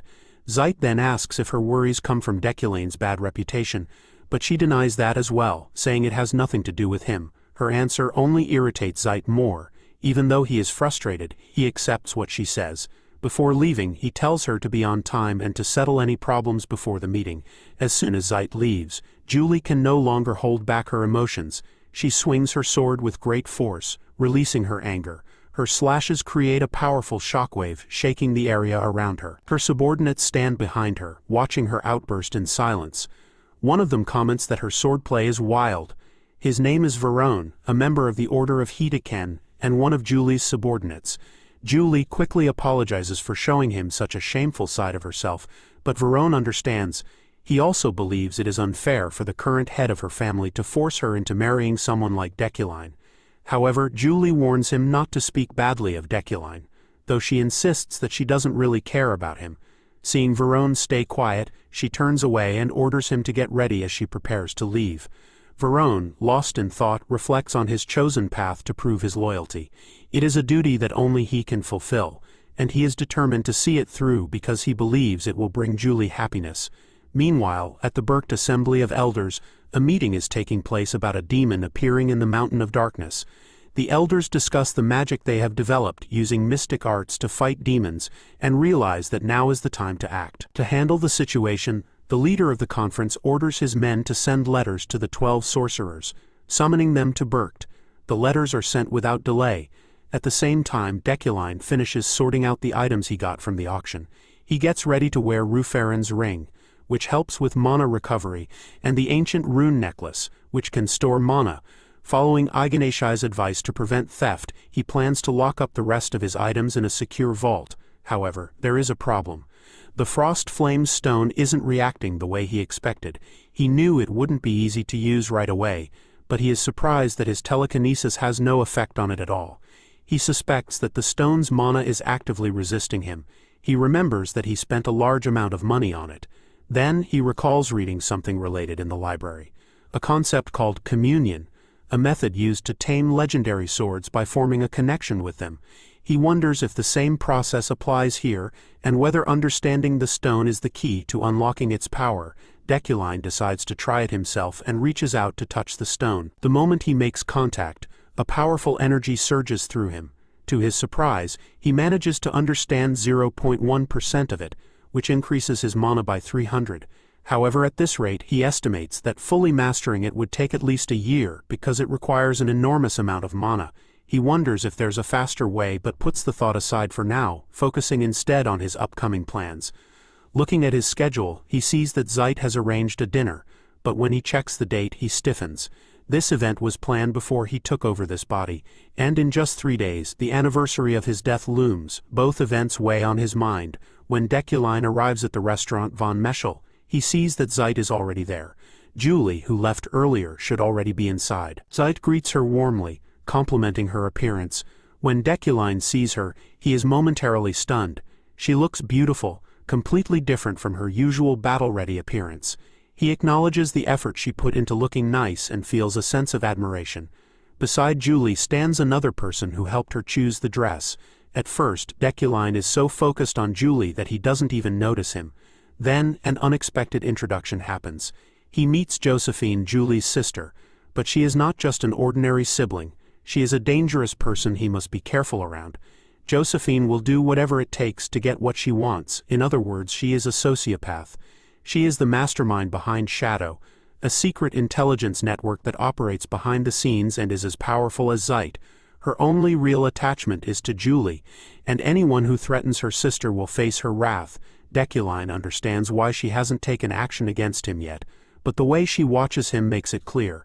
Her hostility is just beneath the surface. If he ever hurts Julie, Josephine won't hesitate. As he steps into the room, Deculein immediately realizes that this is a serious and dangerous situation. If he wants to survive it, he must prove that he is sincere about Julie. Zeit wastes no time and directly asks Deculein when he plans to hold the engagement ceremony, reminding him that 3 years have already passed. Before Deculein can answer, Julie rejects the idea, but Zeit stops her, saying that the adults are talking. Deculein is about to respond, but he hesitates. Josephine's powerful aura fills the room, making it hard to ignore. Looking at Julie, he declares that he is leaving the decision entirely to her. If she doesn't want the engagement, he will accept her choice without hesitation. Julie is visibly shaken by his words. Zeit, worried about how easily Deculein is willing to give up, expresses his doubts, saying that the family heads won't approve of such a decision. Still trembling, Julie turns to the head of the family and asks for a private conversation. Zeit thinks for a moment, then agrees. He and Josephine leave together. Deculein watches them go, trying to understand Zeit's true intentions. Meanwhile, Josephine holds a glass of wine and wants to know what they are talking about. Deculein thinks about her and realizes that she is using some kind of ability to listen in on their conversation behind the door. Since she laughed earlier, he suspects it was just a trick to hide a listening device. But instead of being concerned, he sees an opportunity. If he can convince Josephine that he truly loves Julie, he might be able to calm this dangerous situation. Looking directly at Julie, Deculein begins to speak. He says he has already told the truth, which confuses her. He insists that their engagement is not something he can simply end on his own. Things have already gone too far. Frustrated, Julie demands to know why. She reminds him that before they were engaged, he used her reputation to secure the arrangement. He even negotiated with his family's elders and offered compensation to make it happen. Julie becomes angry and raises her voice. She accuses him of trying to keep her away from dangerous battles and pressuring her to give up joining the Imperial Order. Instead, he wanted her to take command of the Order of Haddock, which serves under the Yukline family. She also mentions the rumors he spread about her when she refused. Her anger is clear. She cannot believe he is still playing these tricks. Deculein listens and acknowledges her words. He admits that he manipulated her, forced her to stay, and did things that cannot be justified. Julie, who understands his bitterness more than anyone, refuses to be fooled. She firmly declares that she won't fall for his tricks. Deculein admits that he has held her back and that his actions were wrong. He then shifts the topic, saying that both her older sister and brother have crossed the line. If not for their family's reputation, they wouldn't have any reason to stop the engagement from being broken. As Josephine silently watches, Deculein pushes his argument further. He tells Julie that if she truly wants to become a defender, she must leave her family behind. Speaking in a calm and disarming tone, he admits that he is neither honest nor loyal, shocking Julie. He tells her that he is the opposite of everything she believes in, making him an unworthy match for her. However, instead of breaking the engagement, he suggests they remain engaged but never marry. This way, she can be free from the complicated situation surrounding them. Even though he wishes he could let her go completely, he offers his name as a shield until she is ready to chase her dream. He promises to wait and keep the engagement intact. Julie, stunned by his sudden change in attitude, demands to know why. Deculein calmly tells her that he expects nothing in return, only that she smiles for him once a month. He says that this is all he wants. His words leave Julie flustered, and even Josephine is briefly surprised. Deculein knows that he only said what Josephine wanted to hear. His goal was to prevent the situation from taking an unpredictable turn. Yet, he notices Julie's reaction and unexpectedly finds her embarrassment cute. Smirking, he admits that she has managed to win him over. At that moment, Julie, angry, snaps that she won't fall for his tricks. She feels humiliated by his words, but if he is truly sincere, she wants more proof. Josephine, flustered, starts to wonder if Deculein's feelings are real. If they are, she decides to keep spying on them a little longer. With that, Deculein avoids a dangerous situation and earns 2 store currency. 3 days pass quickly, and the anniversary of an important death arrives. Deculein drives to the cemetery, emotions stirring inside him. The setting sun casts a golden light over the overgrown grass and scattered tombstones. This place has no personal meaning to Deculein, but it does to Kim Woojin, his past self. A memory resurfaces, showing a conversation between Kim Woojin and his team leader, Yahello. They talk about adding a hidden detail to Deculein's background. Yahello suggests expanding his story with the author's permission, but Kim rejects the idea. He thinks it's unnecessary and would only increase their workload. However, Yahello insists it's worth it, saying they should be dedicated to the game. Kim eventually gives in, but he doesn't see the importance, especially since it doesn't connect to the main story. Yahello, on the other hand, finds it meaningful. She believes it won't be a waste and reveals that Deculein had a fiancé who passed away. Kim recalls how passionate she was about adding creative details. He wonders what fascinated her about Deculein's lost fiancé. Was she doing it for their team, or was it her way of caring for others? He also wonders what hidden joke in the Easter egg once made her laugh. Back in the present, Deculein searches for traces of Kim Woojin's memories, trying to understand the full story. He questions whether Yahello's choices were acts of genius or cruelty. Finally, he finds a tombstone with the name Yahello von. He wonders why her name is there. It is then revealed that Deculein's character was based on Kim Woojin, and Yahello had used her own name for Deculein's deceased fiancé. Deculein wonders if she ever thanked him for it.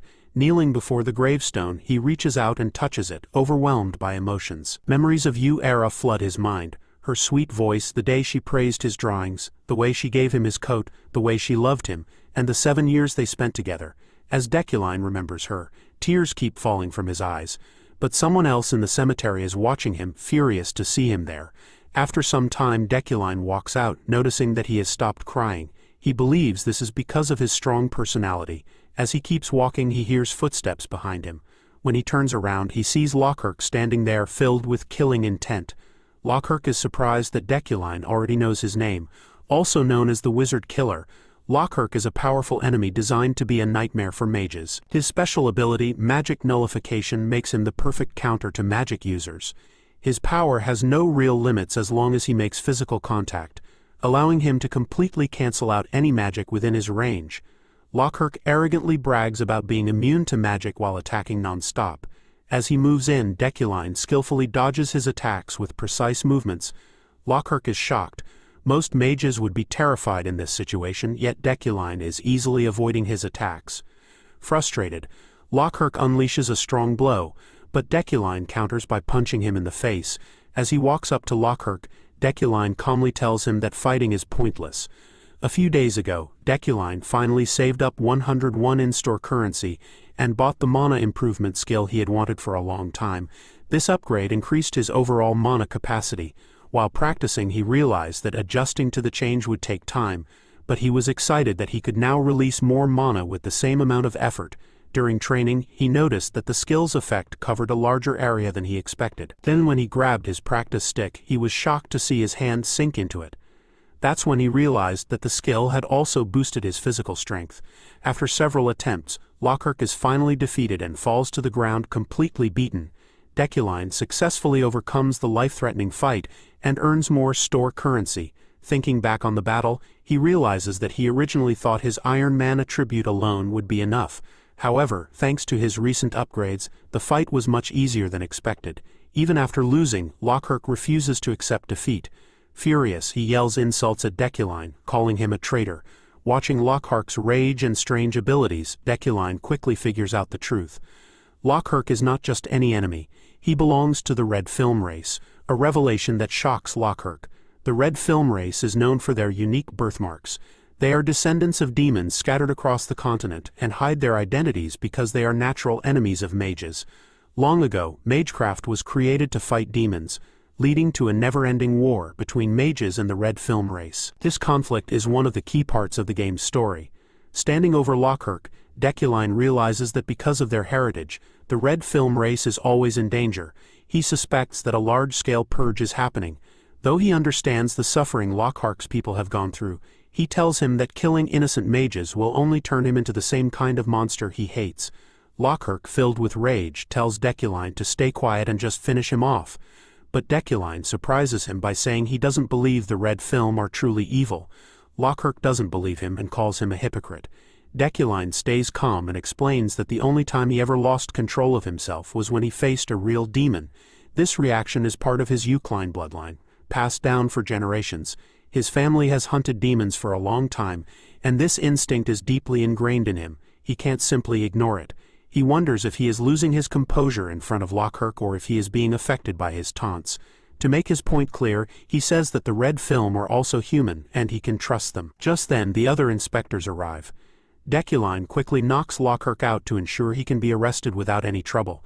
One of the inspectors introduces himself as Ropa and compliments Deculein's powerful kick. Jokingly, he asks if he should kick the criminal a few more times. Deculein waves it off, saying there's no need. Then he uses magic to pull a tree from the ground, shocking Ropa. He transforms the tree into a special rope that can neutralize Lockhart and hands it over, suggesting they use it since normal handcuffs won't work. After that, Deculein asks if Ropa was already patrolling the area since he arrived so quickly. This surprises Ropa, who explains that he came after receiving a report, one he thought Deculein had sent. Deculein shrugs it off, suggesting that someone else who heard the fight must have called it in. With that, he leaves, trusting the officers to handle the rest. As he walks away, he feels relieved that everything was resolved without anyone dying. That's a good outcome. He doesn't like hurting people unless it's absolutely necessary. The next day, Yahello comes to Deculein's training room with a letter from Berkt. It's an official summons, the first one in 15 years. Deculein takes the letter and wonders if Yahello really came all this way just to deliver it, since handling these matters should be his responsibility. When he opens the letter, he reads about a recent demon incident in the Mountain of Darkness. Because of this, the Berk are calling all mages for an urgent meeting to discuss the situation. This marks the beginning of a new main quest for Deculein, called Berkt's Call. The meeting is set for a week later, and he is allowed to bring one guard with him. Yahello suggests bringing Jeff, but Deculein immediately refuses, pointing out that Jeff is just their driver and doesn't even know how to use a weapon. Yahello still insists that he should take a guard, as the journey to Berkt is dangerous. Hearing her concern, Deculein is a little surprised that she's worried about him. Embarrassed, she quickly explains, almost shouting, that she only cares because she doesn't want him to die. With a slight blush, she offers to choose a guard for him. Deculein agrees and lets her handle it. Meanwhile, at Freeheim's outpost, Julie is busy training young knights in sword fighting. A vice-captain watches her and mumbles to himself, unsure about what to do next. Suddenly, Varone speaks up, startling him. He hadn't even noticed Varone standing behind him. The vice-captain takes a moment to collect himself before revealing that their order has received a commission, but he's unsure if the captain will approve it. Varone tells him to ask anyway, but the vice-captain hesitates. He explains that the request is to guard Deculein. However, the real task is to protect the entire train Deculein will be traveling on, because they knew that if the request were just to guard Deculein, it would probably be rejected. Varone advises him to accept the job, saying that completing it successfully would raise their order's reputation and improve their finances. Even so, the vice-captain still worries about how Julie will react.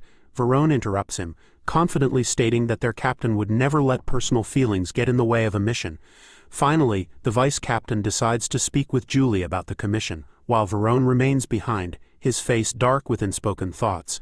Berkt, also called Alpines, is a powerful region in the northern part of the continent, standing tall at 3,500 meters above sea level. It commands great respect and authority. It is home to the Elders, a powerful group of mages. Every magic school across the land follows their teachings, and the magic tower plays an important role here. But what truly makes Berkt special is its floating island of mages. Even legendary mages must obey the decisions made in this place. Because of its immense influence, Berkt is known as the central pillar of the magic world. A summoning to Berkt is a great honor, happening only once every few decades. It is a mark of true recognition for any renowned sorcerer. However, being called to Berkt is also considered dangerous. Some whisper that it's a mage's grave. Now, as a man releases a surge of mana, his presence fills the area with heavy oppressive power. At the train platform to Berkt, life goes on as usual, with farewells and daily routines. Preparations continue, with workers confirming the final details. One of them assures that everything is ready. A silver-haired girl nods in agreement, showing her approval. Then she, who is in charge of today's arrangements, announces his arrival. A man with a sharp, well-dressed appearance walks in, his face completely blank. Beside him is a child, practically bursting with excitement. The child's eyes go wide with amazement as he spots snow in April. He can't believe how beautiful it is, and feels that coming here was worth it. Out of nowhere, a girl steps forward and tells the professor that from now on the Order of Freyden will be in charge of guarding the first half of the train. The professor struggles to keep a straight face when he sees Julie completely losing her cool in a panic. Her face turns ghostly pale, and then bright red in just a few seconds. Even so, she straightens up and assures the professor that they will do their best to keep everyone safe and make the journey as smooth as possible.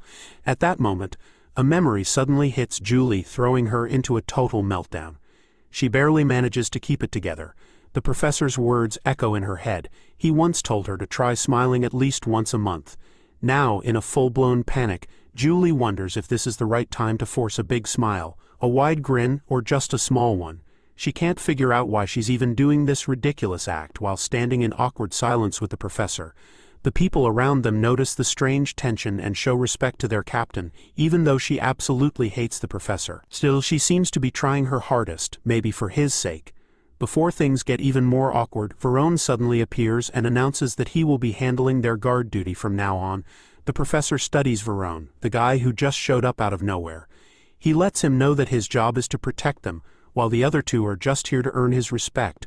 Laughing loudly, one of the comrades gives Varone a firm pat on the shoulder and tells him to stop messing around.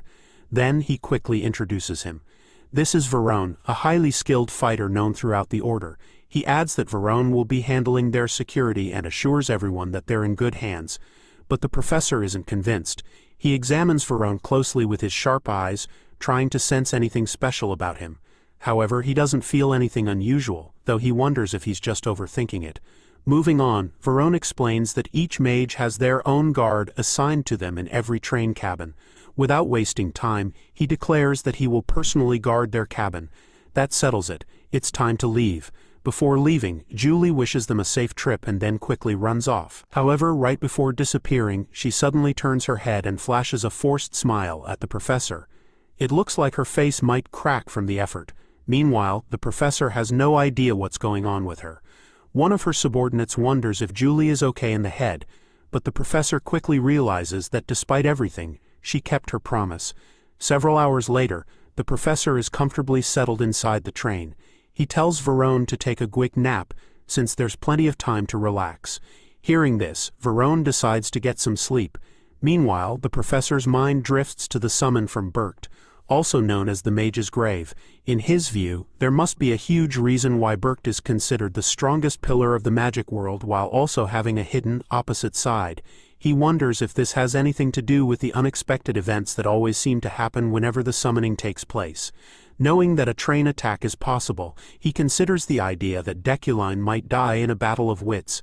However, he has no intention of taking any reckless risks. For now, his priority is figuring out which train will guarantee their safety, while the red train lingers with the fate of being blown up in an instant. This guy knows a trick. He buys information to find out which train has the best odds. He thinks the original Deculein would have made things easier. But when he imagines all the dangerous people out there, the professor decides to cut off all shady connections. After taking over Deculein's position, he only became more cautious and increased his security. Because of this, he chose to learn a legendary martial arts technique that relies on understanding rather than brute strength. Given how excited Alan was, it's strange to see him passed out. Just days ago, he was practically in tears of joy for getting the chance to travel with the professor to Berkt. But now the professor feels like changing his mind when he notices Alan's runny nose. It turns out the professor is a huge germaphobe. Even so, he never expected Alan to be so determined to join this trip. As they approach Berkt, the professor is surprised at how smoothly the journey has gone so far. Despite his simple preparations, George's suit jacket and shoes have boosted his defenses and brought out the full potential of Midas Touch. A while back, thanks to Midas Touch's unique abilities, he had a master tailor design custom clothes for him. His wood steel shuriken also got a big upgrade because of it. He even strengthened several pieces of wood steel scattered throughout the train and reinforced Alan's clothes just in case. Apparently, the professor also enhanced some protective robes and increased their durability using Midas Touch. But something is bothering him. Using Midas Touch so much has drained his mana more than usual. The preparations were necessary, but he really hopes nothing bad happens. With a sigh, he wishes for a peaceful, uneventful trip. But of course things don't go his way. Right then, the front of the train bursts into flames. A few days before Deculein left, snowy mountains were passing by. Around that time he asked Blondie to put down her book for once and have a casual chat. He wondered if she was swamped with assignments at the magic tower. She nodded at first but admitted that she sometimes skipped classes.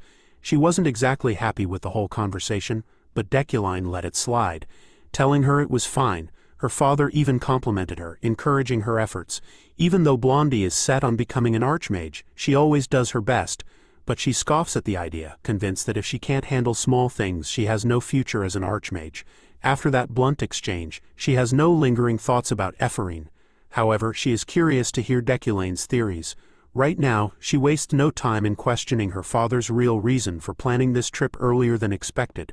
Berkt's assembly is still a few days away, so why the rush? With a deep sigh, her father explains that the trip to Berkt is incredibly important. It's the place known as the Graveyard of Mages. Suddenly, Blondie becomes extremely curious and wants to know more. Seeing her interest, her father tells her that the story is real. She had always thought it was just a bedtime tale, but now the truth hits her hard like a lightning strike. He reveals that every time Berkt summons people, mages end up losing their lives. Some never return alive. For example, 15 years ago, 11 people died. Looking back on it, he tells Blondie that getting an invitation to Berkt proves their family's prestige. Since only 20 families are chosen, there's no way to refuse. More importantly, attending the event would make their family part of history. But skipping it means severe punishment. Any family that refuses to go is quickly removed from the ranks, and a new one takes their place without hesitation. At this moment, her father tests Blondie's intelligence by asking if she can figure out an easy way to remove the so-called prestigious trash. She is shocked and can't believe what she's hearing. It turns out that the famous trip to Berkt is more than just a gathering. It's a brutal way to eliminate the weak. Ambitious sorcerers use this event to take down others and climb to the top. That's why her father insists on traveling early. He received secret information about a dangerous group planning to ambush the late departing trains. To stay safe, he decides to bring her along. He also wants Sylvia to understand how cruel the world is so she won't be caught off guard. Among the 12 traditional families, he believes every sorcerer deserves a penalty for causing this chaos. Without hesitation, he bluntly says that dying on the way to Berkt is no different from a natural magical death. A few days later, Alan and the professor are sleeping peacefully on the train, completely relaxed. Suddenly, a massive explosion shakes everything. Verone and the professor wake up immediately, while Alan panics as a bright flash of light appears. Fear grips him so tightly that he struggles to speak. In a split second he jumps in shock. He can't believe it. But the train is floating in midair. It turns out the professor acted fast, using telekinesis to grab hold of the train and put it back on track. Estar's martial arts skills also helped. Learning telekinesis before the trip was a smart move. Meanwhile, a group of criminals lurking on the train's roof is planning a major robbery. Their goal is to hijack the train filled with professors. The promise of a huge reward keeps them motivated, and they're ready to attack without hesitation. The professor smirks at these foolish thieves, knowing they made a terrible mistake messing with him. Their luck just ran out.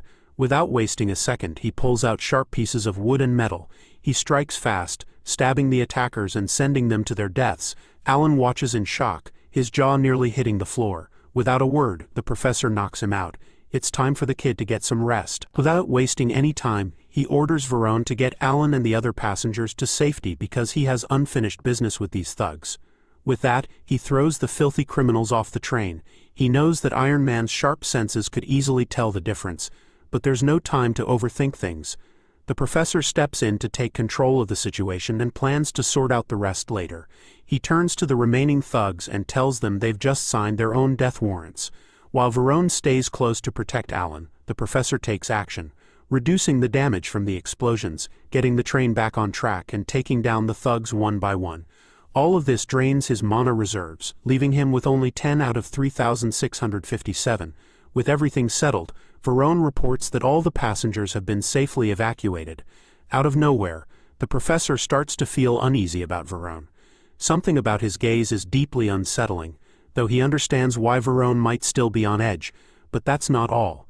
Suddenly, a murderous aura erupts from Verone, catching the professor off guard. Seeing Verone's true nature revealed, the professor can't believe he let his guard down. Varone acknowledges the professor's survival skills but makes it clear that he intends to kill him with his own hands. Things just took a dark and terrifying turn. Now that everyone is safe, Varone has completed his duty and is ready to claim his reward. That means it's time for Professor Deculein to die. Game over. The professor is already exhausted, his mana dangerously low, and he is completely taken aback. He never expected his own guard to turn against him. But his curiosity gets the best of him, and he asks Varone if he's acting alone or if someone else is controlling him. When he suggests that Julia might be behind this, Varone's fury explodes. His murderous intent intensifies as he glares at the professor, whose time is running out. Varone snaps and orders the professor to stop saying his master's name. Filled with rage, he warns that a single careless word could make things even worse for the professor. Despite this, Varone still sees Julia as an honorable knight who wouldn't go this far. However, his bloodthirsty eyes show his clear intention. He wants to kill the professor himself for Master Julia. His expression screams murder. The professor struggles to understand what went wrong with Varone. To make things worse, his most trusted ally, a Frime warrior, has turned into a rogue traitor. This wasn't part of today's plan.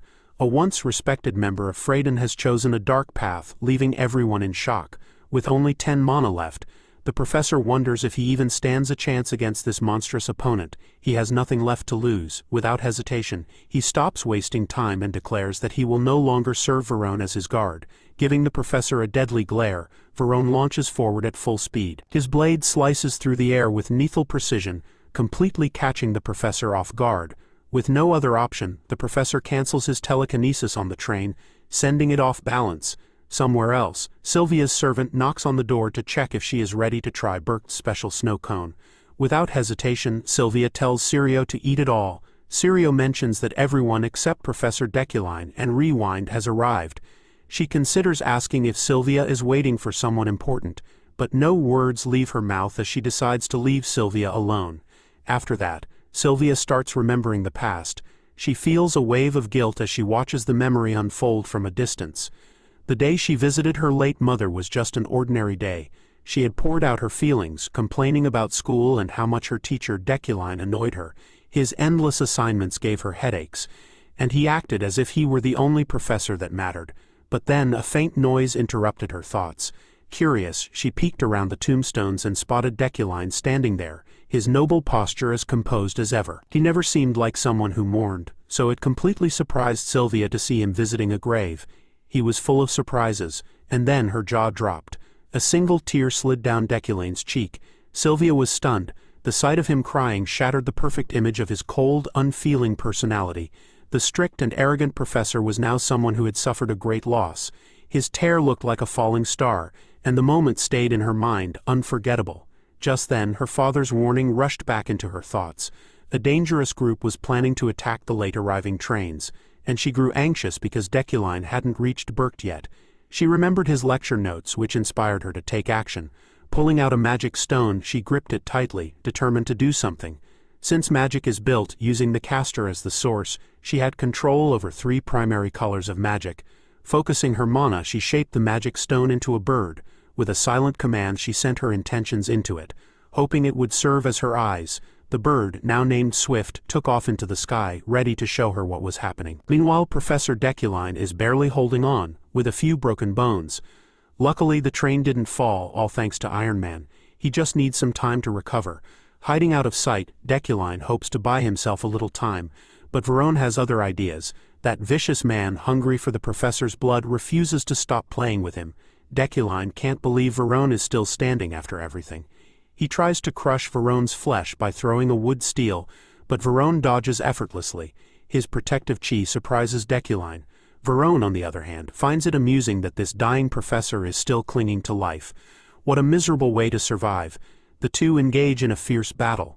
Deculein quickly realizes that Varone has been in control the whole time. Even if Deculein were at full strength, beating Varone wouldn't be easy. Now, with his mana almost drained and exhaustion weighing him down, his chances of winning seem slim. But Deculein isn't the type to give up. That's when he remembers his trump card, Resolute. This skill unleashes a powerful mental force that lasts until the fight ends. However, if his resolve wavers, his body will remain stiff and unbending. Even if his mind disconnects, that means, no matter what, Deculein will not fall. Meanwhile, Varone turns into a raging beast, thirsting for blood. He charges at Deculein with his sword, and Deculein knows that one strike from Varone could be the end of him. He wonders if he will wake up in his office again, or if this is truly the end. Suddenly, blood splashes everywhere, painting the whole room red. Swift rushes to the crash site, acting as Sylvia's eyes. Varone's instincts explode with fury, and he is completely consumed by the need for revenge. He lunges forward, determined to end this fight once and for all. But then, something unexpected happens. The space around him starts wavering unnaturally, throwing him off balance. He lowers his guard for just a moment, and that's all Deculein needs. In an instant, Varone's hand is severed and sent flying, blood gushing like a fountain. His screams pierce through the chaos, while Deculein, still unsure of what just happened, knows one thing: it's time to finish this. With the last bit of mana he has left, Deculein throws a wood-steel weapon, knocking Varone even more off balance. Now Varone is barely hanging on at the edge of the train, his life depending on a dagger and his remaining hand. Deculein steps forward with a victorious smirk. Struggling for breath, Varone demands to know what trick Deculein used to turn the battle around. But even Deculein has no idea what really happened. Still, now that the fight is over, he finally has the chance to get some answers. He wants to know why Varone is so determined to kill him. Deculein is certain he's never had any conflict with Varone. So why has this fight gone so far? Varone clearly states that Deculein has betrayed his leader and committed unforgivable crimes. This makes Deculein wonder if everything Varone is doing is for Julia. Raising an eyebrow, he questions why, since Julia never asked for any of this. Pushing further, Deculein boldly asks who Julia is to Varone. Struggling to find the strength to answer, Varone stays silent. That question hits him hard because he believes someone like Deculein could never understand. Varone's mind drifts back to the past. Julia was once praised by the Freyden family for capturing a little pig. That little pig was actually young Varone, who had gotten into trouble with a noble's son, Jason. Jason's mother refused to admit her son did anything wrong and kept talking about how kind he was. Varone, unwilling to back down, cursed at Jason, standing his ground. This made the noblewoman furious, and she was ready to press charges for assault and trespassing. She wanted Varone thrown out like trash. Julia, shocked, couldn't believe that Varone, a street kid, had the guts to sneak into noble territory. She was even more surprised that someone as skinny and weak-looking as him had climbed over the walls without hesitation. To calm the noblewoman, Julia took responsibility for reporting Varone to the police herself. On the way, Varone kept complaining about how unfair everything was. He insisted he was only defending himself and asked if that was really a crime. After a brief silence, Julia admitted that the Freyden family was known for being ruthless. She acknowledged that Varone might have a point, but before Varone could go off again, Julia quickly shut him up. She made it clear that he didn't get a free pass to hit people just because he was angry. Then, looking him straight in the eyes, she made him an offer. She wanted him to follow her. She would teach him how to control himself. But all Varone cared about was whether food and drinks were included in the deal. And just like that, he met his leader, Julia, who took him in as her own. Later he joined the Night Order, but his terrible personality didn't help him make any friends. Because of his bad attitude, people kept their distance, leaving Julia as the only person who truly cared about him. As long as she was by his side, everything felt right. Julia was strong and always stood up for others, never turning a blind eye to injustice. Over time, Varone's respect for her deepened into something more than just admiration. He fell for her but knew he could never act on his feelings. He believed his emotions would only become a burden to her. Even though Varone claims his feelings are nothing but a burden to Julia, they are the reason he is determined to kill Deculein. He is convinced that Deculein will be the death of Julia. To him, it's clear as day, Deculein is the cause of every disaster in this twisted game. And Varone knows it. Varone's prediction is completely right, but Deculein, staying calm, tells him he is wrong. He says he will change his own fate, and make sure Varone doesn't follow a path of destruction. To prove it, he swears never to harm Julia and even offers Varone his hand. However, Varone doesn't care about Deculein's change of heart. His eyes glow with mana, and he refuses to back down. He still wants to kill the professor. Deculein sighs heavily, knowing that Varone's stubbornness will bring endless pain to Julia. There is only one thing left to do. Without hesitation, he kicks Varone off the train. Meanwhile, Julia's subordinates notice that she seems lost in thought, probably worried about Varone. She quickly brushes it off, believing that Varone is strong enough to handle himself. As he falls through the endless sky, Varone lets his tears flow freely. He can only wish his liege a happy life. Swift flies like a bird, giving her creator a full view of the crash site. Now, Sylvia understands what's going on. She realizes that Deculein killed his own guard, and the guard fell off a cliff, disappearing into nothingness. Focusing carefully, she pieces together the events that led to this tragic moment. She learns that Varone had planned to kill Professor Deculein that night but failed miserably. In self-defense, Deculein had no choice but to throw the knight off the train. Just then, Sirio snaps Sylvia out of her thoughts, reminding her that the assembly is about to start. She looks worried but doesn't say anything. Still, her mind keeps thinking about Deculein. She hopes he will show up on time and prevent any further trouble. Elsewhere, the guards are excited to see their vice chief, Lilia Fremian of the Security Bureau. While patrolling, Lilia confirms the explosion and attack. The guards assure her that this is indeed the right location. But with the Berkt assembly approaching, this kind of chaos seems almost normal to them. Adjusting to the situation, Lilia asks if there are any casualties. The guards answer flatly, yes. 2 people are still missing or possibly injured. Lilia listens carefully as they name the missing individuals, Knight Varone and Professor Deculein. This takes her by surprise. The guards lead her to their supervisor for more details. But before she can follow, her eyes land on the body of a small child. The kid seems unconscious, likely from the shock of the crash. She checks and confirms that the child is still out cold. Chief Lilia continues her investigation, gathering reports from the witnesses. One of them describes how a knight saved them and got them safely away from the crash site. He also remembers the moment the train was flying in midair, but by the time he woke up it had already fallen off the cliff. Thinking it over, this witness suggests that the assassin's second attack might have made things worse. However, the idea of the train flying in midair doesn't seem to make sense. Luckily, he took a picture in his panic, so now they have proof. Lilia wonders if he somehow made the train appear out of nowhere. A mysterious voice echoes in her mind, saying that Knight Varone is dead. Not only that, but it also admits that Varone was the one behind everything, doing his best to kill Deculein. But he failed completely. In short, head Professor Deculein survived. Chief Lilia is shocked by this eerie telepathic message, which helps her investigation of the crime scene. It might be useful, but it still unsettles her. She looks around but doesn't see anyone who seems capable of pulling this off. Instead of answers, this situation only raises more questions. Then, suddenly, someone informs her that a person is walking away from the crash site. She spots a calm and composed man with a noble posture coming into view. She quickly realizes it's none other than Professor Deculein himself. He looks exhausted and covered in injuries. Deep in thought, he hasn't even noticed the crowd or Lilia. He knows that something strange happened at the exact moment he should have died. Just like that, he could have been remembered as the man who was killed by some unknown knight. More importantly, he would have lost the chance to figure out who or what saved him. Like Varone, he could have ended up at the bottom of that cliff, powerless and forgotten. The thought hits him hard. He had no chance against Varone. He felt completely helpless against his own guard. But the real question keeps circling in his mind. Who saved him back then? Without wasting time, Lilia calls out to head Professor Deculein, checking if he's safe. She introduces herself as Lilia Freeman from the Security Bureau and informs him that he needs to fill out a report to help with the investigation. But Deculein ignores her and instead asks what time it is. She tells him it's 3:30. While he silently calculates that he has 6 hours to make it back in time, Lilia focuses on her duty, ready to discuss what happened. However, Deculein clearly isn't interested. Instead, he asks if this is the only way to Berkt. Annoyed, Lilia answers that there's both a road and a sea route to Berkt. She then tries to question him further, but before she can get any answers, Deculein suddenly disappears. No one, not even the workers, knows where he went.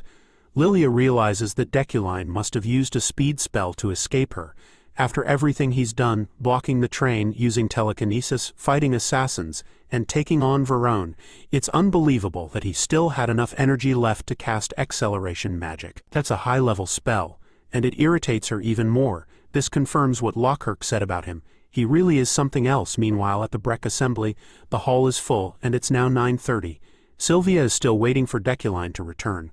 The host, keeping things formal and out of sight, thanks the attendees for responding to their summons. Then, out of nowhere, a huge wave of magical energy fills the air, making Sylvia uneasy. She quickly realizes that this power belongs to none other than Desecton, the great elder of Berkt. He is a living legend who chose to leave the outside world behind. As she looks at him, she understands that to compete for the title of Archmage, she must reach his level. The roll call begins, confirming the presence of Gilthian from the Alad family, Ethansel from the Brand family, Baron from the Viorad family, and Ilum from the Rewind family. When the host calls out Deculein of the Yukline family, the room falls silent. There is no response. The host calls the name 3 times, warning that if there is no answer, the Yukline family will be removed from the 12 sorcerers. This news spreads like wildfire. People whisper about how the downfall of the Yukline family began with Deculein. Their first summoning was 200 years ago, and losing their place now would be a great tragedy. Sylvia listens as they mock Deculein, calling him a disgrace compared to his ancestors. The hall echoes with laughter at his supposed lack of talent while the host repeats his name 3 times. Just as the host is about to move on, the doors burst open with a powerful force, silencing the entire room. Standing there is Deculein of the Yukline family, marking his attendance and leaving everyone completely stunned.